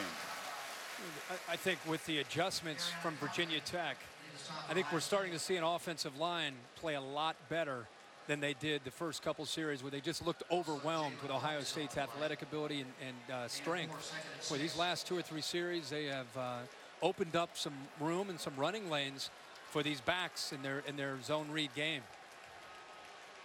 No line with just one senior. And the center making his first start tonight, Eric Gallo. Brewer on second down, throws into traffic. Ford was there, couldn't come up with it. I don't know if Von Bell in coverage. I don't know if Von Bell got a hand on that or not, but it looked like Ford would be able to secure that for a catch and a first down. Ball's in his hands. It just popped out. Yeah, it was very catchable.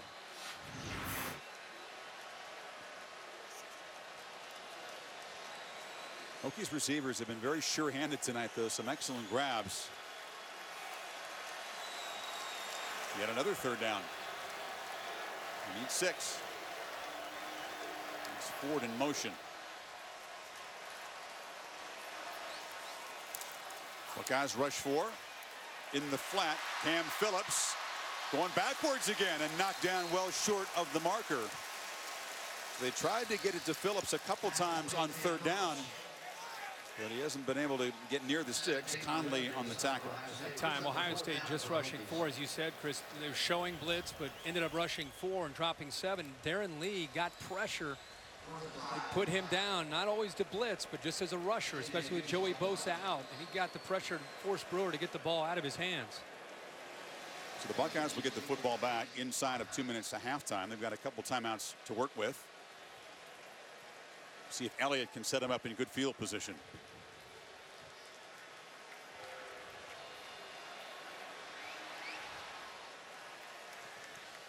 The lefty Hughes boots it away. Low kick, fumbled by Elliott. Still loose on the sidelines.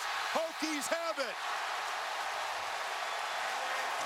So Elliott filling in for Jalen Marshall, suspended as punt returner, makes a mistake, and Tech is set up to perhaps take the lead. Wow. Second turnover for Ohio State. And when you try to knock off the #1 ranked team, you're going to get a few opportunities, and you got to be able to win the turnover margin. Zeke Elliott, the one thing, you know he can run, but it's being able to secure from a punt from a left-footed punter. It's tougher. The second time he's been a little bit unsure. And that one, he ended up coughing up, and the ball goes back to the Hokies here before the first half with 1:30 to go. So a couple of mistakes after Ohio State had jumped out to a 14-0 lead. Like Anthony Shagog ended up getting on top of that. Outside linebacker on special teams.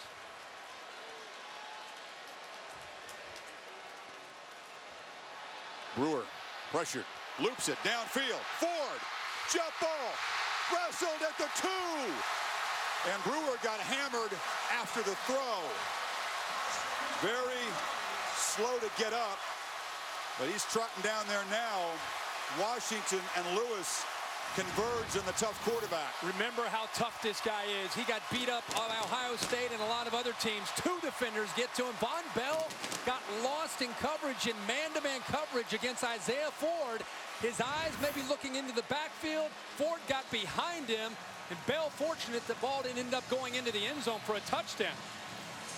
Ford's a guy who added 15 pounds, got a lot stronger this year. He looks a lot different than he did last year as a freshman. 1st and goal. It's Edmonds in the I formation. He's got it. Trey Edmonds muscles near the goal line, stopped half-yard short. And now if you're Virginia Tech, you start thinking about just taking your time here. You want to work that clock. As bad as Ohio State's looked these last few series, remember, they still are a quick striking offense.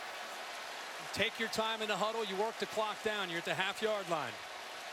You still got the 2 timeouts. Exactly what they're doing.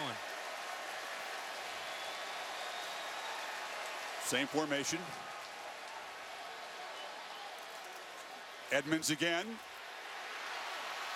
Same result. Stopped short. It'll be 3rd down, and now Beamer will have to spend the first of his timeouts. 1 left now, 21 seconds. Raekwon McMillan hammered him. That is a heck of an effort when the football is on the half-yard line. Raekwon McMillan cleans it up, but it's the defensive line on the right side for Ohio State getting low. They end up pulling the guard. It looks like he's going to have a walk into the end zone. Tommy Shutt just throws his left shoulder, left arm up into the air. I think he slowed him down a bit, but it was the linebackers that eventually cleaned it up and kept him short. But the defensive line, anytime you have a great goal line play by a defense, the defensive line gets low, and they end up pushing that offensive line back, and it frees up the linebackers to be clean and make a play. They lost a half-yard, so the ball at the 1 on 3rd down. How big is this play? Ohio State can make a stand after the Hokies had 1st and goal at the 2. Force a field goal attempt. They'll still have the lead. For Tech, a chance to come from 14 down in a hurry and lead at the break. These are the drills you do throughout the entire month of August, and you get ready for the season, and now you're out here in a game and you're doing a goal line where it really, really counts, especially at this point in the football game. It's Edmonds offset now. Brewer looked to throw, lobs it back to a wide open tight end, Ryan Malik.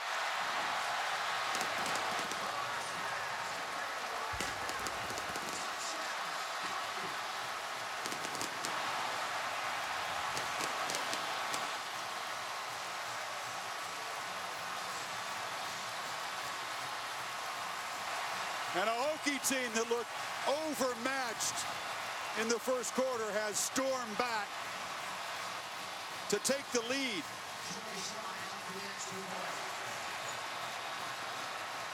What a call there by Scott Loeffler. Sly gives the Hokies a 3-point lead. They cash in the fumble by Elliott and move 38 yards in 4 plays. That's the right time to call this by Scott Loeffler. There he is, the offensive coordinator. A great call on 3rd down. Sam Rogers has been getting a lot of attention, number 45. He's right here. And you think if they're going to go to play action, they're going to roll out here, this is the way they're going to go. But in fact, it's a delay by Malik. He ends up sliding right here, and nobody even sees him. See the Rogers going out into the flat. You got a back out there. The defense is going out there. You freeze it right here. You can see nobody is back here. The defense is over here. Malik's waiting, an easy throw, and it's the right call by Loeffler to do that on 3rd down. And Scott Loeffler, very fired up when he plays Ohio State. He's an Ohio native. I believe he was at that school up north, as they call it. Yeah, grew up Michigan, and was an assistant, obviously, for Urban Meyer as well at Florida. And this is what set it up, the fumble punt by Elliott, being asked to do something he hasn't done before. Yeah, miscues by Ohio State. Missed a field goal, dropped a punt, had some penalties, and as good as their first quarter looked while they were up 14-0 on the road, Virginia Tech has scored 17 in the second quarter, and Ohio State has not been able to get anything going offensively. And for Jalen Marshall, watching back home, who's suspended, you're not feeling great about that. That should have been him back there receiving the punt.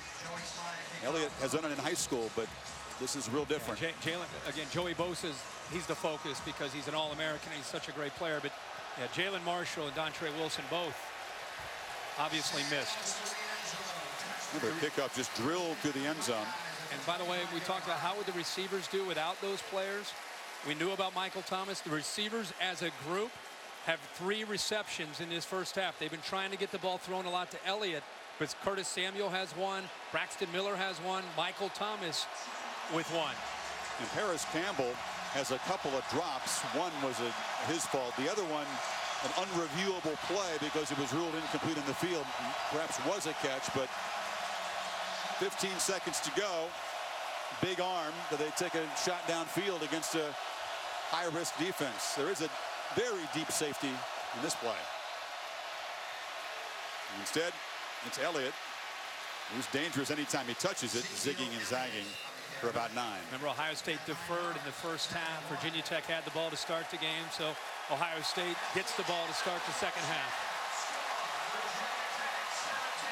Well, Urban Meyer's team looked dominant, coming in here ranked #1, defending national champions, and rolled to a 14-0 lead, but 10 points for Tech off of 2 Ohio State turnovers. And the Hokies at home up 17-14. To Heather Cox with Urban. Chris, thank you, Coach. Quick 14-0 start. Now you go into the locker room down. What's the biggest puzzle you have to solve? In big games, you know, playing a good defense and their opportunist offense. 2 turnovers, 2 turnovers, you drop that punt. So we'll regroup, come back out and play hard second half. You went with Cardale Jones to start the game. How would you assess his first half execution? Started off good, we were having a, you think about the misfires we had on those holding penalties. So I think Cardale's doing okay, but we might get the other one ready too. Thanks, Coach. We'll let you get to it. The other one is JT Barrett. Jones 6 of 13 with a touchdown and an interception. He's also carried it 8 times. So Brewer and the Hokies trying to beat a #1 team for the first time in program history. Up 17-14 at the break.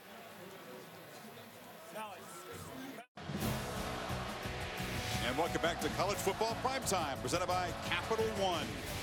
The Buckeyes came into Lane Stadium, scored 14 points quickly in the first quarter, but the Hokies close with a 17-zip run in the second quarter. Michael Brewer engineering some nice drives, Kirk, and Jiffy Lube brings us tonight's expert analysis. Well, I think the key to the first half was Ohio State's miscues. Here, a fake field goal after a Cardale Jones touchdown that was brought back for a holding call. It would have been 21-0. Tip pass after a Hokie touchdown. Then you have a drop punt. Virginia Tech secures that. They go down, and Brewer ends up getting the touchdown here as he finds Malik in the end zone. And they take a 17-14 lead, but Ohio State up 14-0, and everything was going well for Cardale Jones. And then there was a turning point in the game, and the miscues that Urban Meyer talked to Heather Cox about walking off the field in the first half ended up catching up to them and giving the Hokies second life, and they were able to capitalize on it. And let's get equal time now, Heather, with Frank Beamer. Chris, Frank Beamer said that the defense has to keep the run off the perimeter. They've got to force Ohio State to throw. I also asked him about Brendan Motley, and he said he will continue to use him in the second half at times. He says he's a big body. He changes the tempo and changes the look, kind of mixing things up for Ohio State's defense. Ohio State's offense will get the ball back to begin the second half. The Edmonds brothers may not get much action tonight because these kickoffs are flying beyond the end line. Kirk, I love the chess match here. Grab my props. This is the stuff that Urban Meyer drew up about his offense against Bud Foster's defense a couple weeks ago. He loves the X's and O's. What are you gonna do against the Bear zero? This is Bud Foster the other day drawing up his version of it. So. Right. We love to go into school with these coaches. Yeah. Your evaluation so far of the chess match? Well, the Bear defense last year gave Ohio State fits. They've had an entire offseason to kind of get their offense ready. It started great for Cardale Jones in Ohio State. But now we've seen some adjustments. Give Bud Foster and the Hokies defense some credit for sticking to their guns and not getting away from who they are. Here they are again with that pressure look. And this is Miller. Little pop pass around the edge. Got 3. The difference I've seen with Ohio State having the football has been up front. In the first 2 or 3 possessions, Ohio State's skill was able to have some room to work with, whether it was Jones when he had time to throw, or the running back Zeke Elliott when he broke through and had some room to run with. We saw just a lot of domination up front in the trenches. In the last 3 possessions, that's not been the case. Jones, another keeper. Elliott, the lead block. And Jones sidesteps a tackler and gets out across the 45. There's Zeke Elliott again without the football being physical, and Jones cuts underneath that block from Zeke Elliott. People want to see him get the ball, but with the front that they're playing, it's hard to always get the ball to the running back because there's so many defenders up in the box. So that's why Zeke Elliott has to be more of a receiver tonight, then eventually mix him into the run game. That time a great block to free up Jones with a running lane. Jones has double the number of carries so far as Elliott looks to throw, loops it downfield. Braxton Miller makes the catch, shakes a man and scores. And quiets the crowd after his first touchdown as a receiver in his brilliant career. Again, live on the edge. You're going to make plays, everyone's going to get excited, and then you're going to give up big plays. Watch this. This is a matchup you will take every time if you're Ohio State. Braxton Miller with his quickness against a safety, Desmond Fry, 6'2", 200 pounds. And when you give him that kind of cushion off of the line of scrimmage, there's no way that Fry is going to be able to stay with him out in space like that. Took the Buckeyes a minute 7 to cover 75 yards in 3 plays and regain the lead.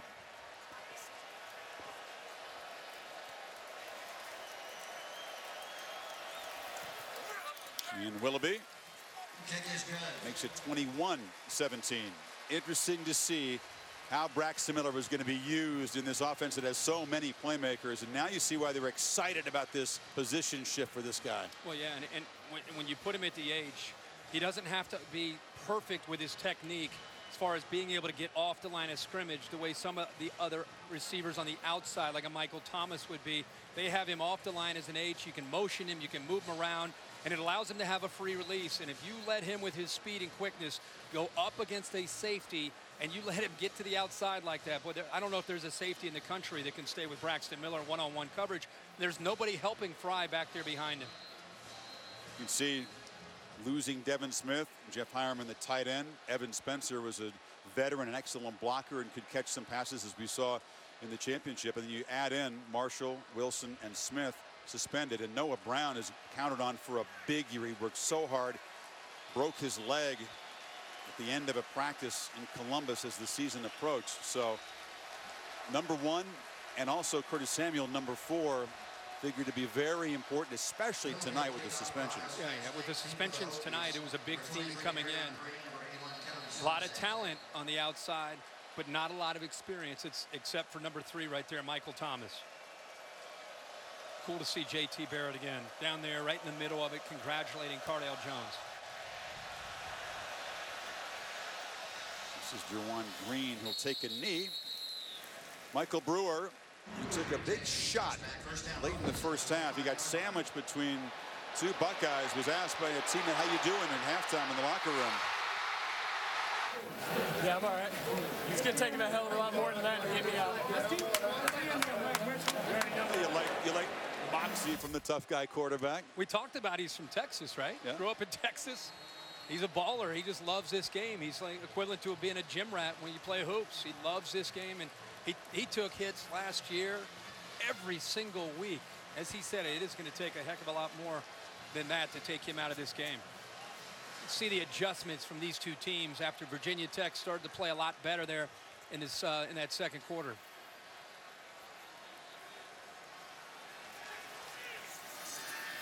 Brewer has time in the pocket, delivers to Malik, who caught the tight end touchdown earlier.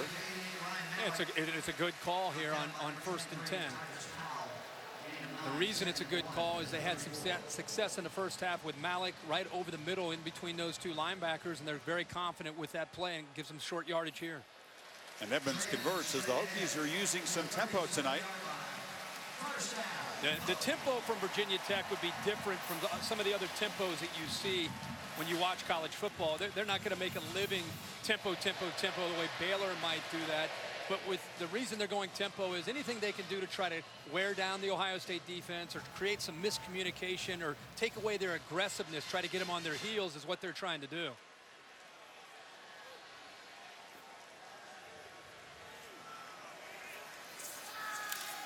Brewer has lots of time, flips it over the middle, catch made, and Edmonds stopped at the 45 by Perry, 3rd and 2. That was almost like a slip screen.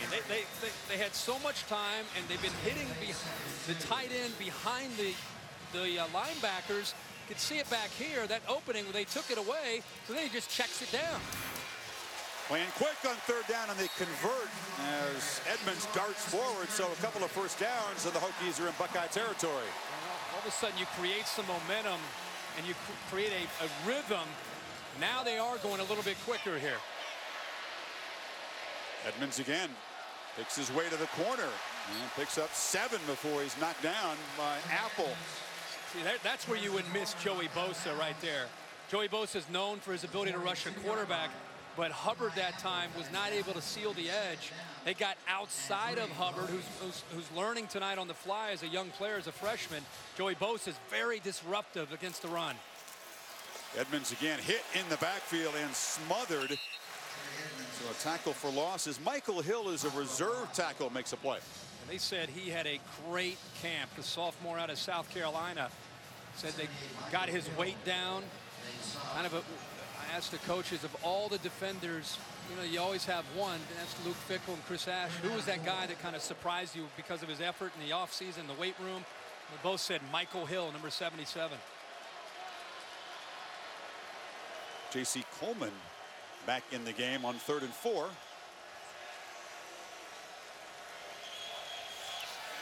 Brewer steps up, takes a hit, delivers over the head of Malik. The blitz came and knocked him down, and he is holding his left shoulder. Adolphus Washington hit him, and I don't care how tough you are, Washington at 300 pounds can deliver a blow. Well, they brought the pressure from Perry up the middle, but it gets picked up, but they are not able to sustain the block there on one of the better defensive linemen on this Ohio State team. Washington is a big man, and he got a clean hit on Brewer. He got slammed to the ground, the non-throwing shoulder, but he came off very quickly. So now we'll see Brendan Motley. Heather talked to Frank Beamer about him. When they get the ball back, this may be his game.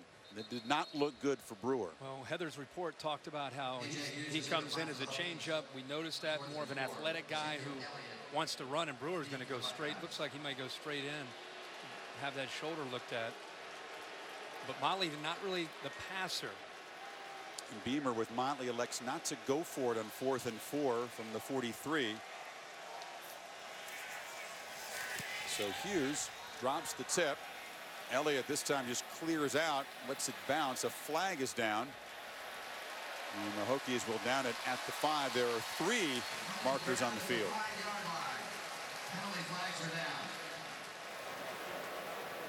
Oh boy. Straight in. Brewer, senior. During the kick, holding number 92 on the receiving team. Half the distance to the goal from the end of the kick. First down. So Washington, who just knocked the quarterback to the ground and out for the moment, guilty of the penalty, and will back Ohio State up as they take over up 4.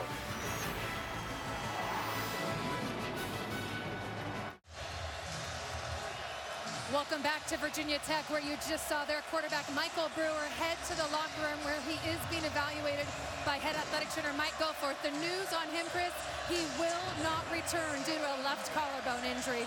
Look for Brendan Motley in his place. Heather, thank you. Very tough news for the Hokie fans as the Buckeyes take over, backed up at the 2 and feed Elliott straight ahead. Boy, Kirk, it has been a tough opening weekend for injuries that are in serious variety. Really stars all over the place. Taysom Hill and BYU's Hail Mary win out for the season. Torian Folston is a key loss for Notre Dame running back. James Conner, a Pitt, very good. Scooby Wright, you think, what, 4 to 5 weeks maybe. One of the best defensive players in the country. And now you add to the list Michael Brewer from Virginia Tech. They built their entire offseason around his abilities. Elliott, nothing, is dropped for a half-yard gain by Chucky Clark. It'll be 3rd down. Not to get too technical, because I'm sure there are people Elliott running the football more. He only had 8 carries last year. Why aren't they giving it to him more? He had the long run. The reason is the defensive scheme that Virginia Tech plays. They play with a nose guard right over the center. They cover both of the guards from Ohio State. It doesn't allow them to be able to block and then get up to the linebackers. It's very, very tough to run your running back against this scheme. Braxton at quarterback on 3rd and 4. Hesitates. Cannot escape. Drop for a loss by Luther Maddie. So the Buckeyes backed up with the penalty, forced to a 3-and-out. And right now they're getting off blocks and playing with confidence. Such a different look. They're in that bare front still, but look at the penetration. Look at 92 Maddie get in there. He had a big game a year ago against Ohio State along with Nichols. And right now this defense is in beast mode, pinning their ears back and just getting after that line of scrimmage. First 3-and-out for the Buckeyes. Greg Stroman does not come up to field this. It's not a good punt. The backspin will move it to the 42-yard line. Actually, now closer to the 41. And now we'll get a look at Brendan Motley, knowing that he's got to take it the distance if he can, because he's not a change of pace guy, Kirk, who's just going to run it a couple times. He's going to have to do, you would think, some things in the passing game. Well, we talked when he got in that when he comes in, Ohio State's defense, they're thinking completely about zone read and quarterback run game. And we talked about how he should have to throw some to give them something else to think about. Well, now with Brewer out, we're going to have to see more than just quarterback run and run game from him. Hasn't yet thrown a pass in his career. They fake it to a true freshman and now throw it to him, and it's off the hands of Trayvon McMillan. He tried to make it a high percentage throw, but you know the adrenaline's got to be flowing for this guy. Yeah, he's going to have to settle in. Urban Meyer, you can see at the top of the screen going crazy. He's still working the official over, and it has everything to do with Bucky Hodges that time on a block was actually locked on to Von Bell. That's why he was right in front of him, and that's what had him worked up and so excited. He let the official know about it. You're fine to block when the ball is thrown behind the line of scrimmage, but you can't engage and grab onto the shoulders. Challenge now for Scott Leffler calling the plays. What could Motley execute? Well, they hand it off instead, and Coleman barrels forward, creates a 3rd and 4. Scott Leffler is, you always think as a coordinator about worst case scenarios. You think about Brewer's our guy, and we've got his game plan, we're going to put it together. And then you get into a game and you still think about, okay, if he goes down, guys, as a staff, what do we do? What's our plan with Motley? What are we going to do if he's the guy? Do we think about Chris Durkin, who's a freshman out of Youngstown, Ohio? He played at Youngstown Ursuline. Do you think about possibly him coming in? But right now it looks like this game is in the hands of Brandon Motley. He's from Christiansburg, just down the road, a few miles from the campus. On 3rd and down, Motley cannot escape. I believe his knee was down initially. Tommy shut the tackle on the pressure, and they drop him way back at the 44. His knee went to the ground, and that killed the play right there. And they're trying to affect him. You have an inexperienced quarterback. They did some twisting up front. You're trying to affect his eyes. An athletic quarterback does not like to sit in the pocket on 3rd down, and a way you can really take advantage of that is crossing your defensive lineman and blitzing linebackers. Get him a different colored jersey to flash in front of his eyes. It can really affect his accuracy and his decision making. Tyquan Lewis involved in the pressure, so the Hokies unable to cash in on very good field position with the new quarterback. And Hughes will again try to pin the Buckeyes back. Elliott, no fair catch. He hasn't been able to run tonight. He's not going to fair catch. On 6 rushes tonight. He said after the 16. It's like, let me run. The Buckeyes will take over.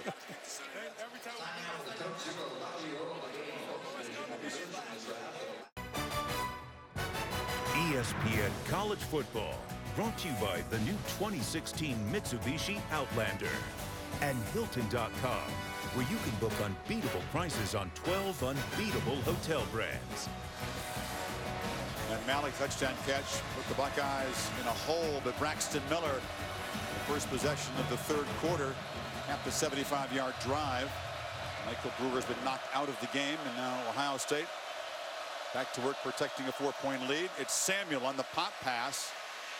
And the H-back, converted running back out of Brooklyn, makes a nice gain. Such a versatile player, such a potentially explosive player in this offense. Look at Michael Brewer and the devastation on his face. We just talked about at halftime. Our cameras caught him saying it's going to take a lot more to get me out of this game. Just a fighter. Office Washington taking him out on that pressure. They're reporting it's a collarbone injury.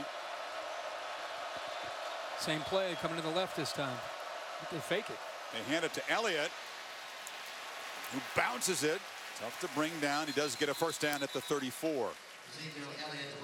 Ohio State giving the exact same look at formation into the boundary with the receivers, and then faking this time that little quick little pitch to Samuel and try to get anything they can do to give Zeke Elliott a little bit of room to work with. He had the one long run, but he broke a couple arm tackles to get there. It's been a quiet night other than the long run. Elliott's been blocking for Jones. Cardell tried to return the favor, throw a block on the linebacker there. Samuel in motion again. Flag comes down as he picks up 6. Samuel was a brilliant player at Erasmus Hall High School in Brooklyn. Offside. Defense number 37. 5 yards. Still first down.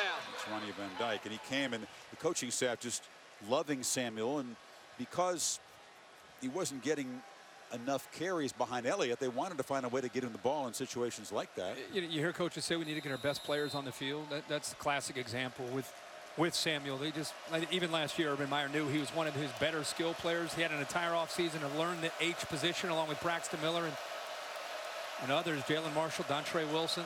They've gone to the same formation 3 plays in a row. See if they take a shot on 1st and 5.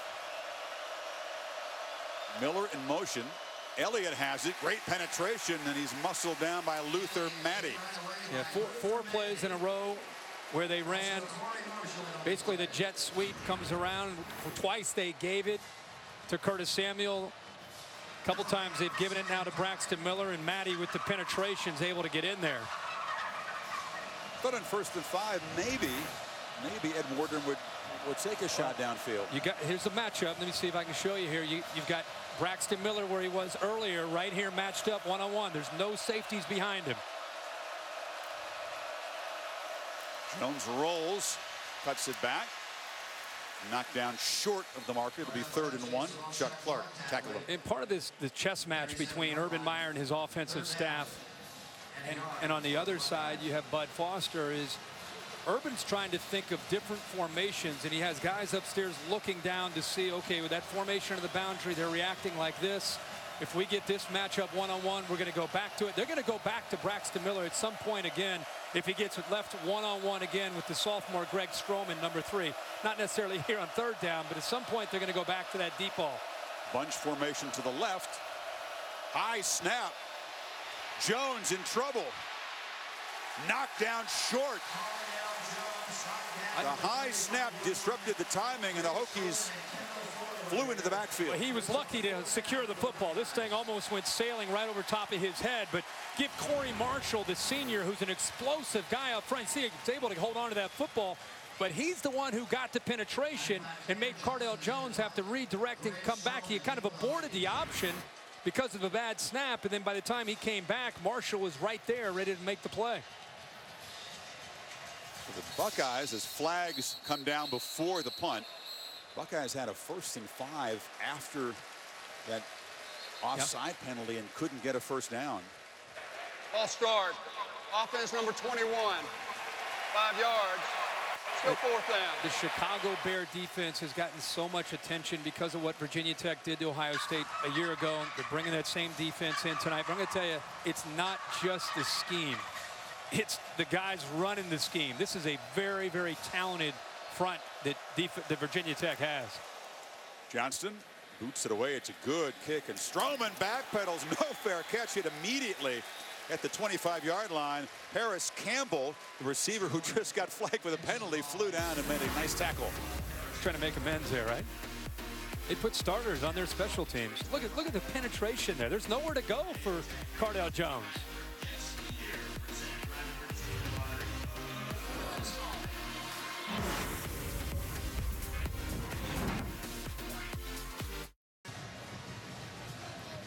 Remembered tonight on helmet stickers of both Virginia Tech and Ohio State, the two television journalists who were killed, Allison Parker and Adam Ward. Channel 7 in Roanoke, just down the road from Blacksburg. There was a moment of silence honoring their memory before the game tonight.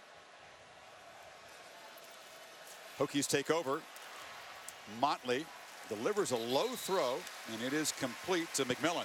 We were talking at the break there, Scott Leffler, and all of a sudden Brewer's out, and you got Motley, who's not necessarily a proven passer, and Leffler, I think, has to change completely his game plan because Brewer's ability to throw and Motley more of a runner.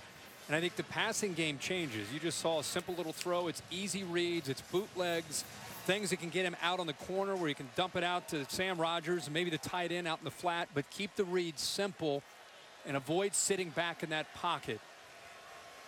Has been on the football team for 3 years, but had one completion in his career before this year. Coleman darts back, ran into a blocker, but picks up a gain that's a yard short of the marker at the 34. Third down. The blocker was his quarterback, Brandon Motley. So you appreciate that. Watch Motley, after he hands it off, the ball bounces back. He's carrying out a fake, and he says, oh, let me try to help you out and get somebody. He does hit Von Bell. Yeah, I'm not going to hit Lee, but I'll go get the safety. Third down. They'll move the chains. He locked into Von Bell there, but imagine, Kirk, what's going through his head. He knew in the game plan that he could come in as a change of pace guy, but he never obviously expected this. And here's the defending champs, #1 team. I think you're always thinking about, and if you're doing it the right way as a staff, you're always thinking about you're a play away. And mentally, even though you're not the starter, you've got to act like you're starting your preparation. Motley again. Off his back foot, throws it out there. Well defended. A flag came in. That was Conley in the area against Bucky Hodges. I think Conley uses his left hand to climb the ladder.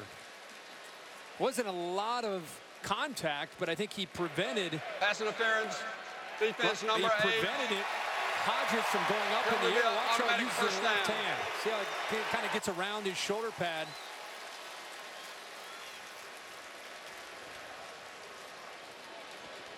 Hodges has not made a catch tonight. That's a surprise, but he does draw the flag. By the way, he got away with one. You know, you don't want to just float it up, even though he's thinking Hodges at 6'7" can make the play if I put it up in the air. Still a dangerous throw. Mishandled snap, and McMillan muscles forward. Ball comes out. Apple picks it up for Ohio State. A turnover, the first of the night for Tech. You know, Ohio State defenders ripping at the ball. It looked like Sam Hubbard might have gotten in there and tried to pull it out, and it's going to come down to, was the ball out before his knee touched? Coleman hoping he was down, checking the replay screen right now. Looks like he's still up unless there is a replay that'll show one of his knees down. Initial contact by Holmes.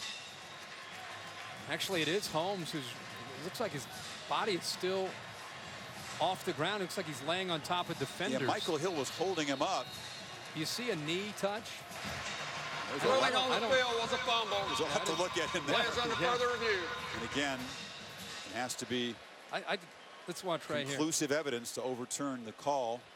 Jalen Holmes has a hold of him, and he's got a hold of the football right there. He rips it out. Yeah, I don't think the knees have come down. I think that's a fumble.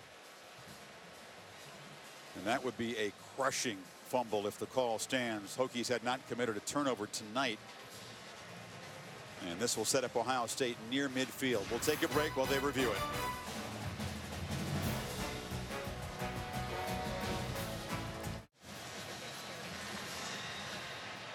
J.C. Coleman. The ruling on the field is confirmed. Fumble. J.C. Coleman, who we spotted earlier wearing a gold watch. They didn't grab his watch, but they did grab the ball, and the call of fumble will stand. Yeah, the knee never touched it. He was laying on top of Ohio State defenders while the ball came out. Again, it was a really good job there by Jalen Holmes, who had a hold of that football the entire time. Incidentally, from Norfolk, Virginia, Jalen Holmes.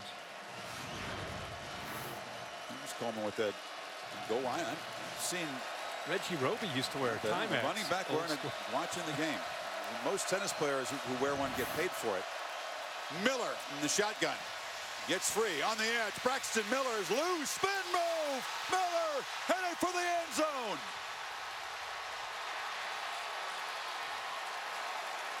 You think he's made an impact in his first game at H-back? Wow. Again, I think people forgot how explosive Braxton Miller is with the football in his hands. When you get him out on the edge and you give him a little bit of room, this is what he can do to not just Virginia Tech, but anybody Ohio State plays. Watch his spin move. I think in the Madden, that might be the B button. That's a nice spin move there. Nobody put a finger on him with that spin move, but a great block by Paris Campbell downfield that gave him the room to get the yards and eventually build up that speed. So Miller has had a pair of 50-yard touchdowns, caught one earlier, then shifts back to his old position at quarterback and runs for a 50-yard touchdown. What did you and I talk about on the way over to the game today? We said with all the talk of Cardale Jones and J.T. Barrett, I have a feeling. I'll give you credit. You said number one tonight. With the ball in his hands, whether it was receiving or just getting out on the edge. I just, 2 years ago, he was at times one of the, that was 2 years ago. He was one of the more explosive players as a quarterback. You knew when he would have a chance to get out and play receiver, he'd be doing some of this. He's beautiful. It's a 360. And he's only going to get better with the more reps that he gets out on the edge. But Urban Meyer, give him and Ed Warner and that offensive staff credit for coming up with ways. They eased him in early in this game, and the more and more he's kind of settled in, the more they've given him a chance to make plays. It'll be very fun throughout the season to see this role evolve. This is only opening night. He's 2 receptions for 78 yards, 5 carries, 58 yards. It's not a bad night. It's been all about explosive plays for this Ohio State offense. Miller, a pair of 50-yard touchdowns. Elliott, the 80-yard run. And the hole just got a lot deeper for the Hokies, who came from 14 down to take the lead. But that was with Brewer at quarterback.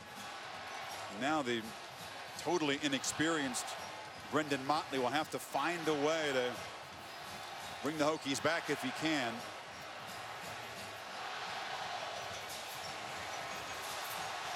.205 in the third quarter. And the injury to Brewer really brought the energy out of the stadium. It was rocking even after the Buckeyes had taken the lead. Tech was marching, and the injury to their quarterback has brought everybody down. McMillan hammered hard just across the 15. Immediately after our game, Kirk, our buddy SVP, taking his talents to midnight. His take in Sports Center. It'll still be scores and highlights, but with a twist like you've never seen it before. The premiere is tonight. He's got to have a little flair, right? A little SVP flair to it. How about he'll one day have to have this guy on his show, a little personality. He's like, what? Did you see Braxton? A little spin, a little spin. He spun past 2 guys. You're right. That was a video game move. I'm not able to push that button and execute it, but those gamers out there recognize that. Might be the square button. What can they cook up to make Motley comfortable that will get some traction against this Ohio State defense? Short gain by Edmonds on first down. Well, you go back to work. Virginia Tech showed a lot of grit and toughness when they got down 14. I know that was out without Michael Brewer, but they kept fighting. They were down 14 in the first quarter. Again, they'll feed McMillan. It'll be third down. Very, very different look that Scott Loeffler's gone to with Michael Brewer here icing down that left shoulder. Correction, that was Edmonds on the carry. Much easier attack to defend for Ohio State without a true threat in the passing game. Most of their plan was about trying to win some one-on-ones on the outside to get back to running the football. But right now, Ohio State not really respecting or fearing that passing game with Motley in there. 3 receivers and the fullback Rogers in the backfield. Motley escapes. Nice sidestep, and he spins for a first down to the 30. He was recruited more as an athlete by most teams in the country, not a quarterback. And you can see, maybe not Braxton Miller, but he showed a little wiggle there. Yeah, and that might be their best opportunity on third down as he drops back and people are covered and he takes off. That time he got around Raekwon McMillan about a yard short of the first down. Got around him and picked that first down up. Final minute of the quarter. McMillan can't get the edge, knocked for a loss. Adolphus Washington really beginning to impose himself. Right now you have 11 white jerseys when the ball is snapped running into the run game. And they got guys taking away the quarterback and the running back. Next Monday, NFL has this stage. Mike Tirico and John Gruden will be in Atlanta, where Chip Kelly and the Falcons kick off the doubleheader. Follows Monday Night Countdown at 5 o'clock. And then it's the Vikings at the Niners. Doubleheader. Play action on first down. Motley looking long for Ford into double coverage, and it's picked off. Tyvis Powell came across and grabbed the football. Sam Hubbard, the fill-in for Bosa, pressured the quarterback, and now back-to-back possessions end in turnovers. Tyvis Powell here just plays backyard football. He just sits back and reads this the entire way. Like the call, like the idea to try to take a chance to get the ball thrown downfield. They show cover 2. Powell's here, and he'll work to the middle and then just read the quarterback's eyes and come over and make the play. He'll sink back into coverage. See how he's getting back here? He's getting back. Entire time he just, and by the way, he's got probably the best ball skills of anybody in that secondary. Went up and high pointed that football. Conley right there, stride for stride as well with Ford. They took a shot downfield with the young quarterback, with the Coleman fumble cashed in, and now the interception in the final play of the third quarter. Elliott mishandled the snap, was lucky to come up with it, and dropped for no gain by Van Dyke. So end of the third quarter, and Ohio State scoring 14 points after trailing at halftime, including this filthy spin move by Braxton Miller for a 50-yard touchdown.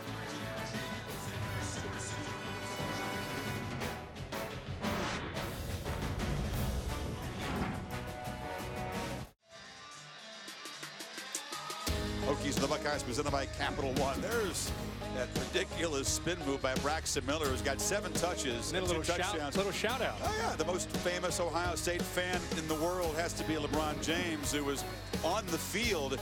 The Buckeyes were upset at home last year, and he's quieted the crowd twice after touchdowns. LeBron's watching, probably with his boys cheering like crazy. I think all Ohio State fans enjoy not just the impact on the game, but the renaissance, the return of Braxton Miller, who was such a soldier for 3 years in this program and had to sit out the championship year a year ago as this man, Jones, starred. And at the last second, he flips the ball downfield. Johnny Dixon is wide open. He's finally corralled as Dixon his first career catch. How about this by Jones? You could see that Johnny Dixon broke away, but this is arm strength and recognition. I thought he might give up on the play and just end up trying to pick up 2 or 3 yards on the scramble. He breaks contain, he gets outside. Look at the top of your screen right there. You could see the defender gave up on it and came in on Riley, who had the big pick 6 last year against Ohio State, but a jump pass and gets the ball about 30 yards downfield to Johnny Dixon. Dixon, one of those receivers making his debut tonight, trying to make an impact on this coaching staff. Miller in the backfield, takes a handoff. Anything he can't do on a football field. Let's put him on defense for a couple snaps. When you have Braxton Miller and Curtis Samuel, it's amazing what you can do. And as this season goes on, it'll be fun to watch to see how they grow and how they change, because one moment they can be, you throw in Jalen Marshall eventually into that rotation. These guys can line up at a lot of different positions, so you can't really key on him and say, okay, he is an H-back, he is a Z, he's a halfback. They're everywhere. I mean, they could be Braxton, he could be a quarterback. Miller's got one season to do what he can for the Buckeyes and also audition for the NFL at that position. Jones takes a shot, dives forward. Desmond Fry knocked him down. It'll be third down. H-back not perhaps as much in vogue in the NFL as it was, but they see this kind of athlete. Well, it has to be enticing. The other thing is in Urban Meyer's offense, whether it was at Bowling Green or Utah or Florida or now Ohio State, usually his most special, most versatile player plays at H-back and has a lot of success, whether it's catching the ball, coming around on a jet sweep, also being able to run the football. I mean, we saw Percy Harvin from a lot of yards when he was down in Gainesville. Play clock at 4 on 3rd and 3. Jones has a lot of time. Looking downfield. Michael Thomas. Flags come in. Looping throw. Kendall Fuller against Thomas. Speaking of NFL prospects, they've been working against each other tonight. Pass interference. Defense number 11. 15 yards. First down. Kendall Fuller, the youngest of the 4 Fuller brothers who all played at this program. Got a couple of big brothers who are DBs. Yeah, you see the head not turned around. You're going to call that with the contact and with him not looking back for the football. Thomas got behind him.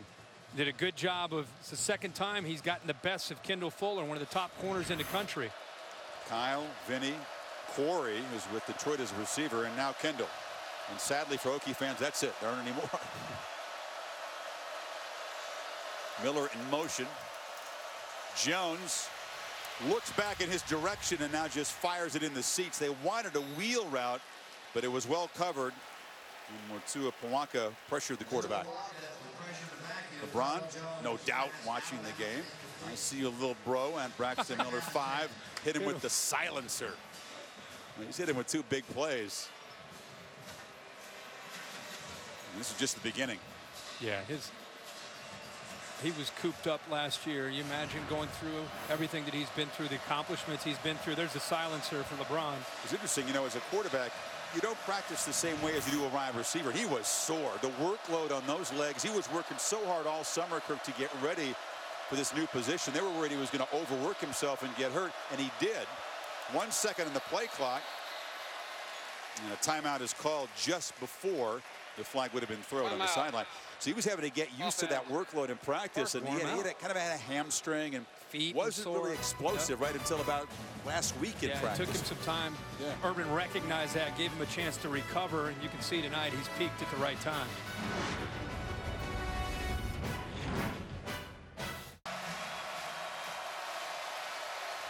Hokies defense trying to make a last stand here, down 11, desperately need to get the ball back without further damage.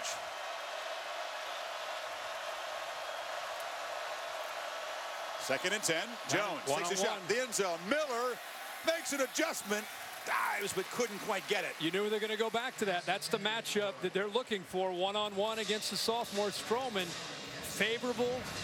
The difference between Ohio State from last year against his defense and the confidence that they have now. Great job of reversing. Almost came up with a football. The difference from a year ago is the quarterback and his ability to be protected and the way they can attack the ball, throwing the ball downfield. And that's without Dontre Wilson and Jalen Marshall, Corey Smith.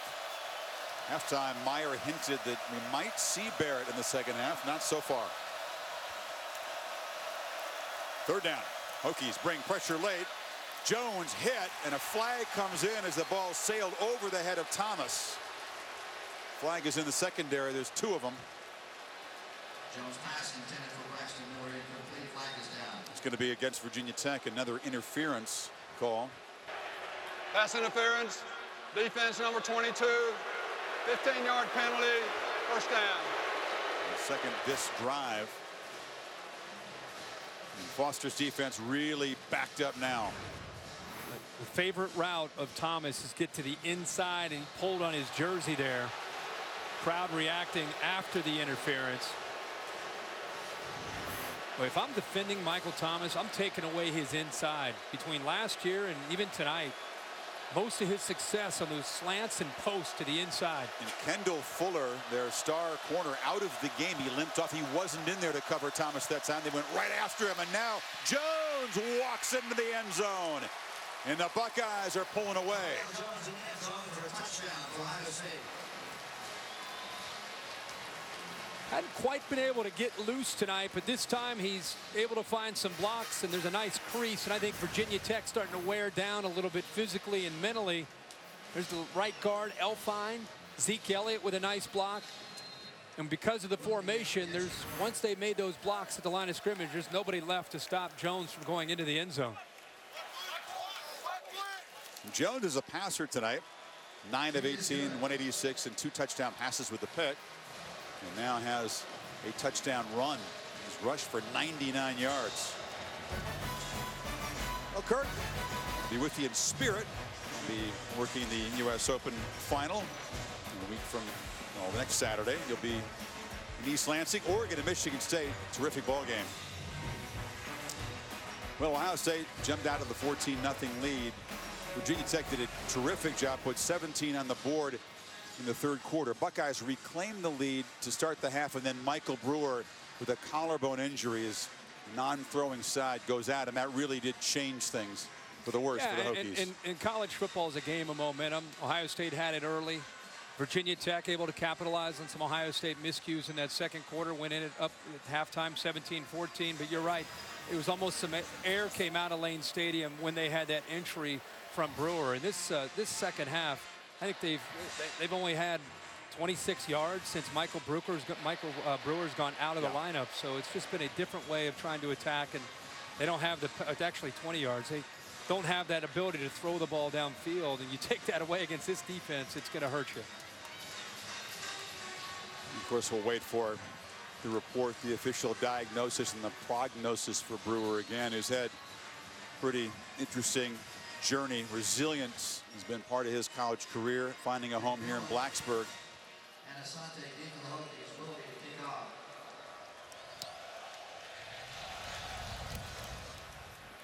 McMillan at the 2. Gets a crease. And it was the kicker who got down there and ran into him. Jack Willoughby got in the way of the returner to help prevent a huge return. Heather? Chris, I had a chance to actually just talk to quarterback Michael Brewer. He did share with me that x-rays revealed that left collarbone is broken. Now, the tentative plan right now is to have surgery tomorrow to repair it. Doctors told him it's about a 4 to 5 week recovery period. And then he joked with me in good spirits. He said Urban Meyer dodged a bullet tonight. Well, we certainly hope the surgery goes well. 4 to 5 weeks means he could potentially return mid-season. For Virginia Tech's sake, after the way their seasons have gone these last 2 or 3 years, you just hope he's back as quickly as possible. In the meantime, it's going to be the Motley show. Darren Lee hammered Rogers, the fullback.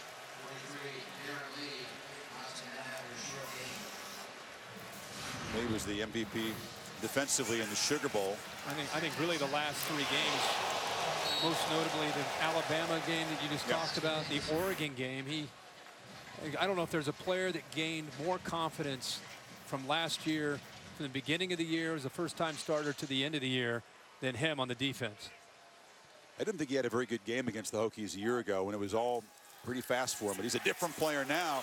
Motley shows his escapability, picks his way across the 30. Dante Booker, backup linebacker, stopped him. It'll be 3rd down. So Ohio State defense going back to a couple years ago, Chris, you remember a lot of people questioned Urban Meyer and the defensive scheme. They were a little bit conservative in their approach.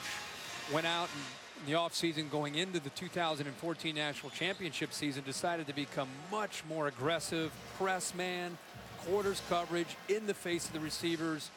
And they dictated things a lot more to offenses a year ago, and that, of course, that trend will continue this year. When Motley under pressure flips it short, it's a screen, and Edmonds couldn't come up with it. Well, they emphasized tackling, some new techniques before last year, ended up being perhaps the best tackling team in the country, and it continues to be an emphasis. How would you rate their performance tonight in that department? I think they've been good, but at the same time, I think they've done enough for Luke Fickell to be able to get their attention. You know, they've played well, but they've given up some plays. So I think if you're a highly ranked team, it's nice to be able to win a game. But if you're a coach, secretly, you win the game. And if you have some things where you can go back to the film room and say, you know, hey, guys, it's a great win, but look, we've got a long way to go if you think we're going to become a dominant defense. Hughes. Once it down there, Elliott lets it bounce out of bounds.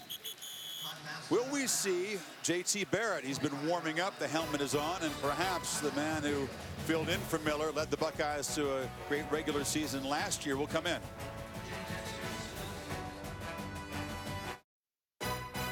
ESPN College Football is presented by Quicksilver from Capital One. Earn unlimited 1.5% cash back every purchase, every day. And in part by Buick, proud partner of the NCAA.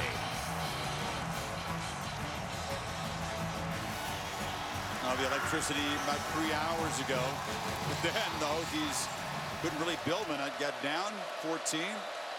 Scored 17 in a row, but it's been all Ohio State after halftime. Hand off to Elliott, and it is J.T. Barrett, who set a Big Ten record last year. Miller, of course, you recall, was hurt in practice before the opener.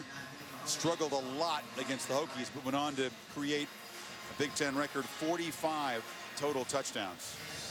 For Jones, looks like his night is through.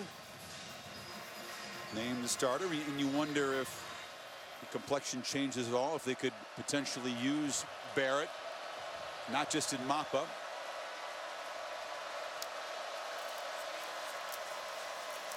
Because there aren't enough talented offensive players in Ohio State. Yeah. I think Urban Meyer made it pretty clear that once he makes a decision, he's going to go with that guy, and it looks like it's going to be Cardale Jones. This is what you love to see. The guy who lost out, first one to congratulate Cardale Jones on a touchdown, working and talking, communicating with guys, not just kind of sitting to himself. That's not his style. Here's a Harris Campbell after a drop. Look who he's getting talked to, like a coach would talk to him. And that's how his teammates look at him. The first sophomore in the history of over 100 years Ohio State football. The first sophomore captain, and probably will go on to be the only three-time captain at Ohio State. Short gain. But first sophomore captain. Yeah. Think about that. Yeah. There have been some pretty good ones go through Columbus. It tells you what his teammates think about him. He made a point about, do you think he's going to get some opportunities other than mop-up duty? It's so hard to look at the rest of their season and know, but Urban Meyer has made it clear that he's going to pick a guy, and he doesn't want him looking over his shoulder. Right. He's going to pick a guy, and we're going with you. And that's the decision that he's made, and J.T. Barrett has come to grips with that. Still has a role on this team. Absolutely. Leadership role that is heavily valued by Meyer. And there's a role as a ball carrier. Barrett looking for the corner. Makes a huge play. And see, Cardale Jones can run the football, but that's probably more of a 10-yard gain or 15-yard gain. And when you put 16 in there with J.T. Barrett, you've got a little bit more quickness. See, the entire game, we've seen these outside linebackers, Deion Clark and Van Dyke, they've been kind of baiting and trying to play a cat and mouse game, and it's been pretty effective against Jones. Here, you got a guy that's attacking downhill, running option football, and he goes down and picks up huge yards. It's a 40-yard run, yet another explosive play for this Ohio State offense. Barrett looks to throw, and wide open for a touchdown is Michael Thomas. Ohio State pouring it on. You know, Michael Thomas had a lot of energy about him leading into this week, and not just the start of the season, but the matchup against Kendall Fuller. If LeBron's still watching this, you're going to get another tweet. Watch this move by Thomas. Little shake and go. And that's one of the top corners in the country. He went right by him. That's not just, you're just kind of giving a guy a little bit. This is a great little stop and go. And he made Fuller hesitate enough where he just buckled him, and he went right by him. Kendall will hear about that one from his big brothers in the NFL. Go check the tweet there. Well, we'll get it.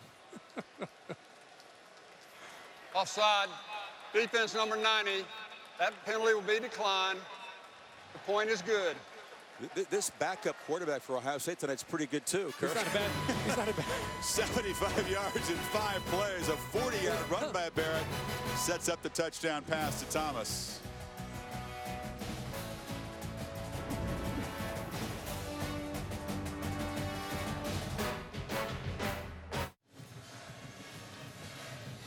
Welcome back. You're watching the ACC on ESPN.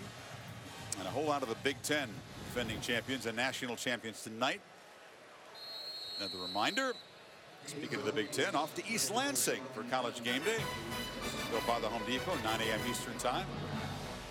Reese Davis, Kurt, Dez, Mr. Corso, everybody else there. Talk a lot about the Ducks and the Spartans. McMillan.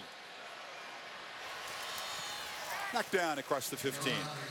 No, Kirk, we talked about the receiving core rebuilt at Ohio State. How would they step up? Well, they started off a little bit slow. This is in the first half. Great adjustment. Pass interference. Samuel still makes the catch. This is a one-on-one matchup and a mismatch for Braxton Miller as he goes out, keeps his footing, and goes into the end zone and ended up beating Desmond Fry there. There's that shake. Just a beautiful move by Michael Thomas. The wide receiver room will have a lot of fun with that last touchdown pass from J.T. Barrett to Michael Thomas. Thomas and Fuller, again, a matchup of prospects that are rated very highly by Todd McShay, Mel Kiper, etc. Samuel and Miller, of course, are H-backs, not what you call it a traditional receiver. And Motley scrambles across the 30 for a first down.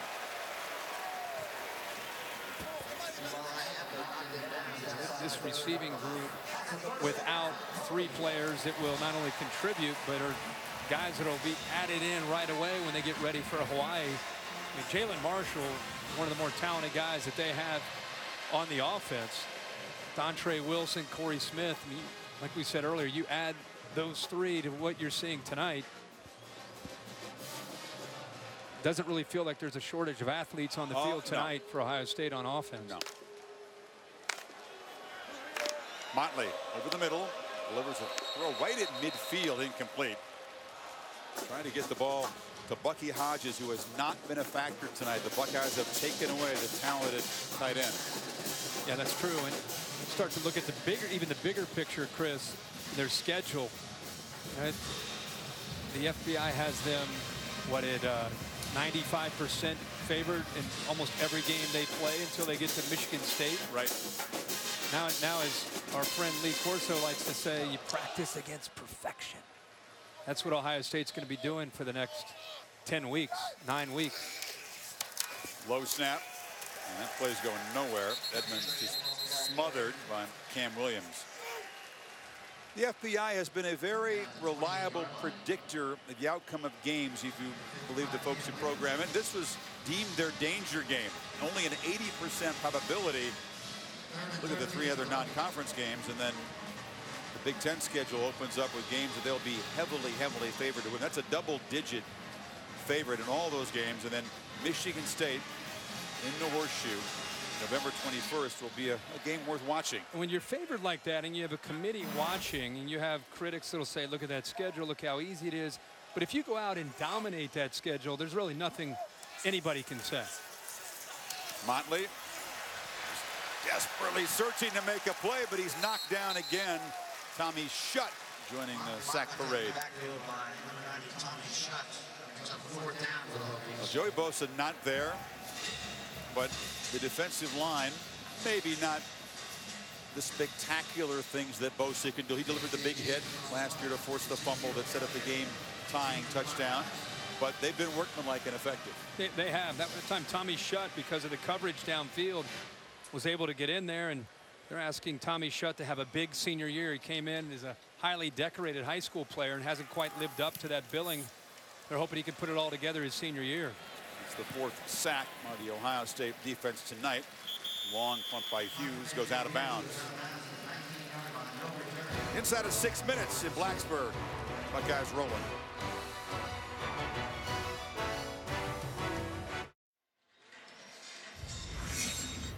Kirk, you know who's turning big 5-0 this year? Yeah. Brutus, his 50th birthday. I tell you one thing. The original Lee Corso mascot selection. With your wife Allison playing an important role as an ex-cheerleader there. Yeah, the first time she asked, they said no.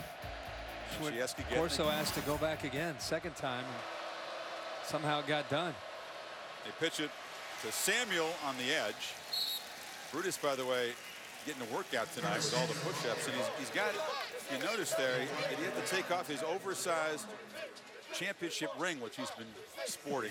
You know, that's not a scholarship position. You get your books paid for, but not a scholarship position. That surprised me. About, I think, 4 or 5 students that rotate around and take turns being Brutus. Happy 50th birthday. Briante Dunn in the game now, and he takes a handoff, and you get another talented skill player. Was he down? The ball comes out, but a whistle. Luke Reynolds, the freshman Rolling on the corner, field. recovered it. Runner was down before the fumble. They're probably going to take a peek at that just to be sure. I thought the ball may have popped out at the contact rate before his knee touched. Yeah, he's not even close. Yeah, it's a fumble. I thought it might have been a fumble. Close, and there was a immediate recovery by the Hokies. Urban Meyer trying to play fast, but he can't beat the replay official.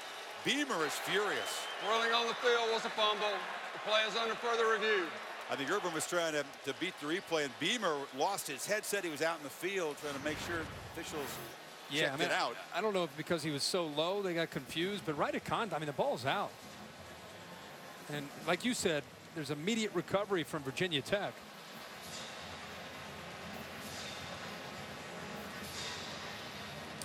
Because they blow the whistle and rule him down, unless there is an immediate recovery by the defensive team, can't review it. You can't fix it. Yeah.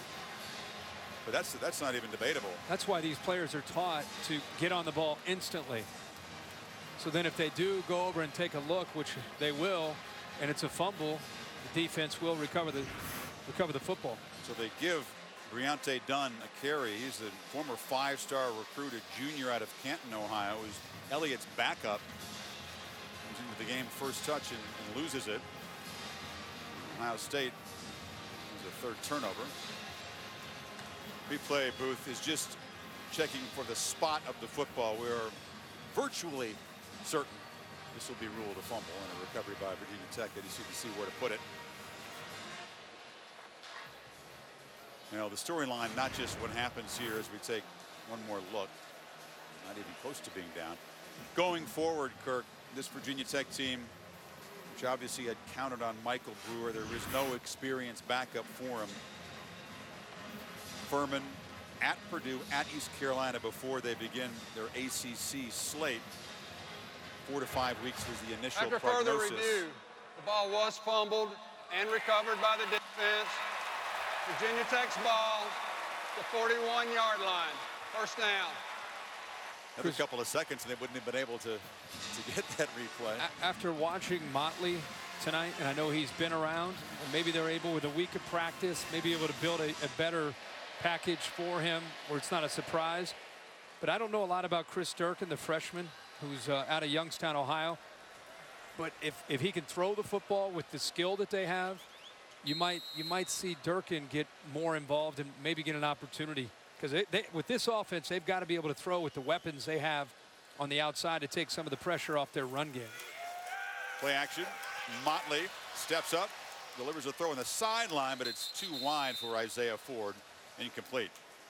This is Chris Durkin, big 6'4", 219 freshman, redshirted last year. So he is at least familiar with the scheme and what they do. But that'll be for Frank Beaver and Scott Leffler and the offensive staff. But that is as significant a loss as you could see with a weekend full of injuries. Well, it's a typical situation in college football. It's what made Ohio State's journey to a national title last year all the more remarkable, to end up the year with a third quarterback playing superbly in the last 3 games.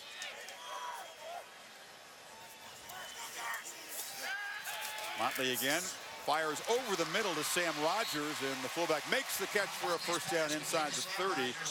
So this is insurmountable, but perhaps Motley can gain some confidence going forward if he can make some plays here. And that's what you want to do. Frank Beamer actually challenged the whole offense when they ran out on the field, even though this game is out of reach. It's for that very reason, not just finishing strong, but trying to build anything that you can build on at all going into the rest of the season.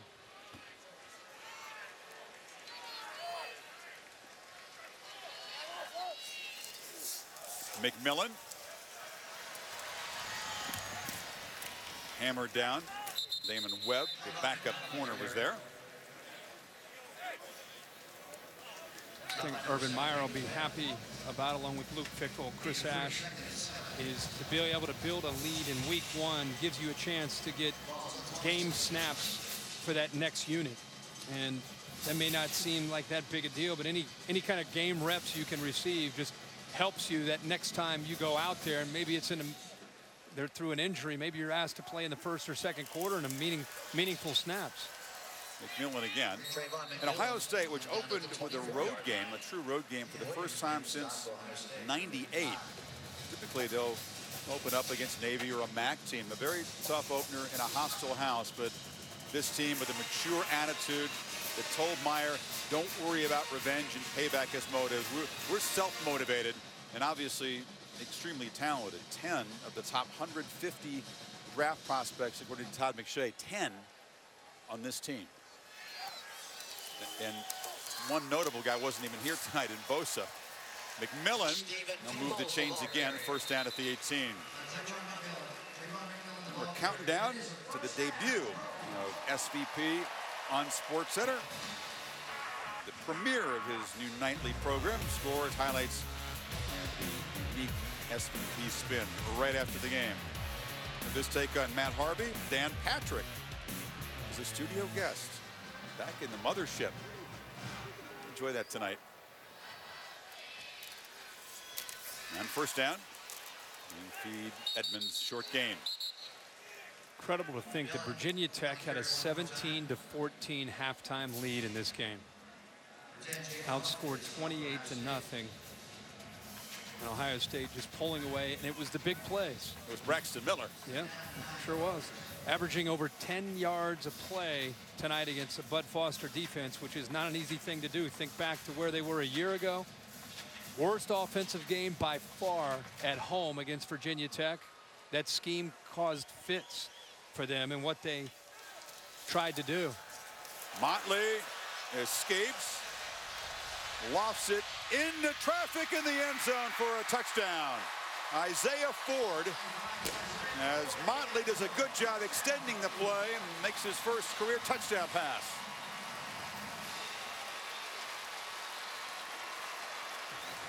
Again, you love to see the fight. You love to see Motley here show what he can do. Good effort to get outside of Chris Worley and break contain. And once he gets outside of there, now he's just buying time and trying to wait for one of his receivers to break free. And the Ohio State, the backup secondary, you see their eyes looking in the backfield, watching him, and losing the receiver who was able to work to an open area behind them. So perhaps something to build on for a Virginia Tech team that's going to have to make do without Michael Brewer in the coming weeks. Well, for the first time in the long history of the AP poll, every single voter put Ohio State at #1 in the preseason. No team had ever been anointed that way. They did nothing tonight to make you feel they're not #1, and certainly I'm eager to see your top four. Your top four after the first week. You know, and the one thing about top four with a committee watching is, to me, that it should be very fluid. Ohio State, to me, will end up being one after 1 week. Bama's got to be up there, I would think, at 2. You know, after that, there's a bunch of teams. I happen to think UCLA with their freshman quarterback, Josh Rosen, I'd put up there. Notre Dame, the way they played against Texas at home, I'd have no problem with them up there in the top 4. So those would be some with You know, you have TCU, of course, Baylor and others that could be considered. Did you drop TCU out? Did you have them in the top four before the Minnesota game? No, I kind of start fresh. I mean, they ask you to do a preseason poll of the teams you think will finish in the 4. Okay. But to me, I like to just watch the first week and then just start assessing what you actually see as opposed to reading for an entire 3 months. Now let's go by what you saw in the first week. Everybody's even. Who looked the best, no matter who you're playing? It's so tempting to draw conclusions so early in the season, and often it's just proven to be wrong. The Ohio State loss at home was part of Black Saturday for the Big Ten. Remember, Michigan State lost big at Oregon. Michigan Northern Illinois beat Northwestern. Michigan. By the end of the year, Big Ten didn't look too bad. Right. People overreacted by what they saw in early September, and obviously they win a championship. Michigan State wins a Big 6 bowl game. But I think you have to be willing to be fluid with the first 3, 4, 5 weeks based on the results and what you're seeing and who's playing who. Now they tried a little trickier here for perhaps was an onside kick, but Ohio State sniffed it out and called a timeout. I think it was shame in the Big Ten is that there's been what can only be interpreted as a conscious effort to avoid having the strongest teams in the East Division with the Buckeyes, Michigan State, Penn State, Michigan, and so on, and the West Division. There are very, very few collisions between the top teams in the 2 divisions, which makes for, I think this is a fan's point of view, a diluted conference schedule. Sure, they'll have to get past the winner of the West if they win their division in the championship game, as they did last year in resounding fashion. But boy, it would be fun to see Michigan State, Ohio State, Michigan play the teams across like Nebraska, Wisconsin, Iowa, Northwestern, which look good in their opening game. It just isn't happening like you see in other conferences, unfortunately. And I think not if you, this year. That'll change I think if you look in the future, you'll start to see that in the Big Ten. But right now, you're right.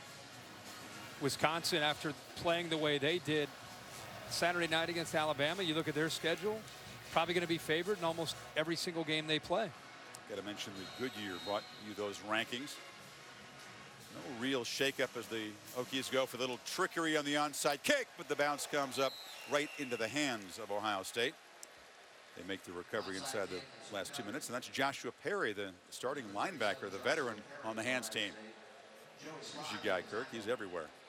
Found his way to the Blue Ridge Mountains. He's got his own bobblehead. Bobblehead now. He's got a brand.